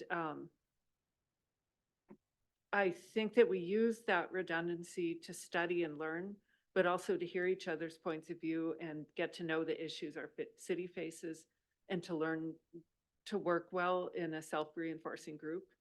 The mayor has said that the council disagrees well, and I think that this takes an investment of time and effort that I'm concerned about losing with fewer times to come together. I appreciate that concern. I appreciate that concern. I think, I personally think that this schedule, when I first saw it, I thought about the reduction in total number of meetings. But I think as we've worked more collaboratively together and more positively together, we're able to be more efficient and more communicative and more collaborative. And I think the reduction of meetings isn't necessarily a reflection of time taken away. It's more a statement of our effectiveness and efficiency. And that's where I come at it from, but I appreciate that concern. Any other comments or questions? Councilmember Ake? I liked this schedule, and we always can have special meetings if we need to have them. We are also, being open to speak to the different staff members about questions and things like that. So I really think that it adds to the efficiencies and allows for us to be able to manage these meetings a little bit better as well. So I favor the calendar. Councilmember Moore. I'm going to bring up something that the mayor brought up earlier this meeting, which was committees. If we're moving towards a larger scale practice of studying in small groups, I would like us to discuss having committees at some point in the future of council members, as other cities of our size do. The reason that I would advocate for that, if we have fewer regular council meetings, is because it creates a greater depth of knowledge and creates experts within the council on different topics, and grows our appreciation of each other as we recognize that expertise in those areas. So I would like to bring that to council's attention as something to consider. I do, however, recognize it is also impactful on staff time. And I don't know well enough whether small group interactions with staff members are the equivalent of that staff time, or if it's more. Yeah, I appreciate that as well. And that's been a conversation that the council's had for a long time now. I think actually with the way the city manager and staff have been encouraging us to meet with staff outside of official meetings could be a foundation for how we can maybe do committees, maybe do the concept of committees a little differently. Whereas I think the kind of traditional structure of committees this is just a personal opinion. As I've thought about this myself, I don't necessarily think the traditional structure of committees works for how Burien operates and our size. But I think there's some potential for a differently structured study session of staff, or a more formalized pairing of council members with staff members, the way that the city manager has been encouraging us. for issues that are of particular interest for council members. So I think there's some interesting avenues we can go down to see what works. And I think you should propose that as a future item for official discussion. Have staff bring some ideas back. I have not discussed that with the city manager. You should do that first. You should do that first. Any other questions or comments? Councilmember Reiki? Can I make a motion? Yeah. I move to place this item on the consent agenda of the next regular meeting. Is there a second? Second. Moved and seconded to place this on the consent agenda. Any questions or comments before we take a vote? Okay, all those in favor, please raise your hand or say aye. Aye. Councilmember Garcia? I'm an A. Okay, so that is 5 yeas and 1 nay. Oh, did you, Councilmember Moore?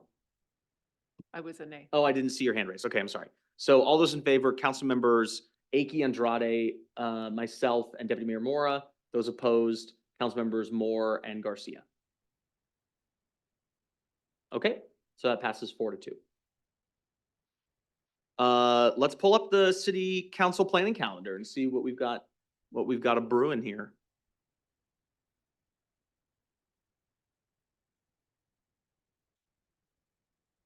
It was for Halloween. It was for Halloween. All right, so let's take a look at this together as we approach the end of another long meeting we've had together. So our meeting next week, we are going to have our presentation on step housing. We're going to have 2 public hearings. I think we're going to have long meetings for the rest of the year. These are going to be, we got a lot of work. We got a lot of work we're doing here. Also, please come. I'll make a personal request that everyone comes with state and federal legislative items you'd like to propose. Those are big agendas, and I could imagine we might have lots of discussion depending on everyone's personal individual interests. So take a look at past state and federal legislative agendas for inspiration, but also potentially policy concepts you're interested in. We don't have to necessarily have specific bills or language you're interested in Burien advocating for or against, but general policy concepts are good to give to our lobbyists. So have those in mind, please, come Monday. Some fun weekend thinking. Any questions for our next meeting? Could we look at November 18th, please? Mayor, if I may, regarding ordinance 855, it Mhm. sounds like council did adopt that ordinance earlier tonight and will not be placed on the consent agenda of next meeting. Is that We correct? did motion to adopt it, Okay. so yes, it has been. Thank you. So I will remove that from next meeting. Thank you. Could we go down to November 18th? Okay, mainly to the business agenda. Okay, so again, that's on STEP and biennium budget. Can you scroll up, please? To the top of this. And then a public hearing on the budget. Okay. Any questions for and could you go back up to November 4th, our next Monday meeting? So we'll have our, oh, go ahead. There is one item that is not on November 18th business agenda yet, which is an item of significant discussion, but it hasn't been added yet. And so I just want to confirm with staff before making that change, but the business agenda item will increase by 1 on November 18th. Okay. Any questions for city manager or our clerk on these next 2 meetings? Councilmember Moore. I don't remember us doing this before, and I really like it. It's good for us. Yeah. Yeah. I want everyone to have a long view of what we have coming up. Because there's some themes. We have some land use and state level type stuff next meeting, and then the weekend after the week the meeting after we have a lot of our first budget touches. And step. Okay, any other questions? Councilmember Andrade? Something that Heather brought up. So we will not be discussing anything further than on the 855 come Monday. Is that correct? Yes. But where do you see, November 4th, adoption of ordinance? right, she just mentioned that she's gonna take that out of there. Take it off. So we only do the 2 touches? Because the motion was to adopt it tonight. Okay, okay. Thanks. Any other questions? Deputy Mayor Mora or Councilmember Garcia, I can't see you. Do you have questions? No. No. All right. No. Then it is 9:07 and we are adjourned.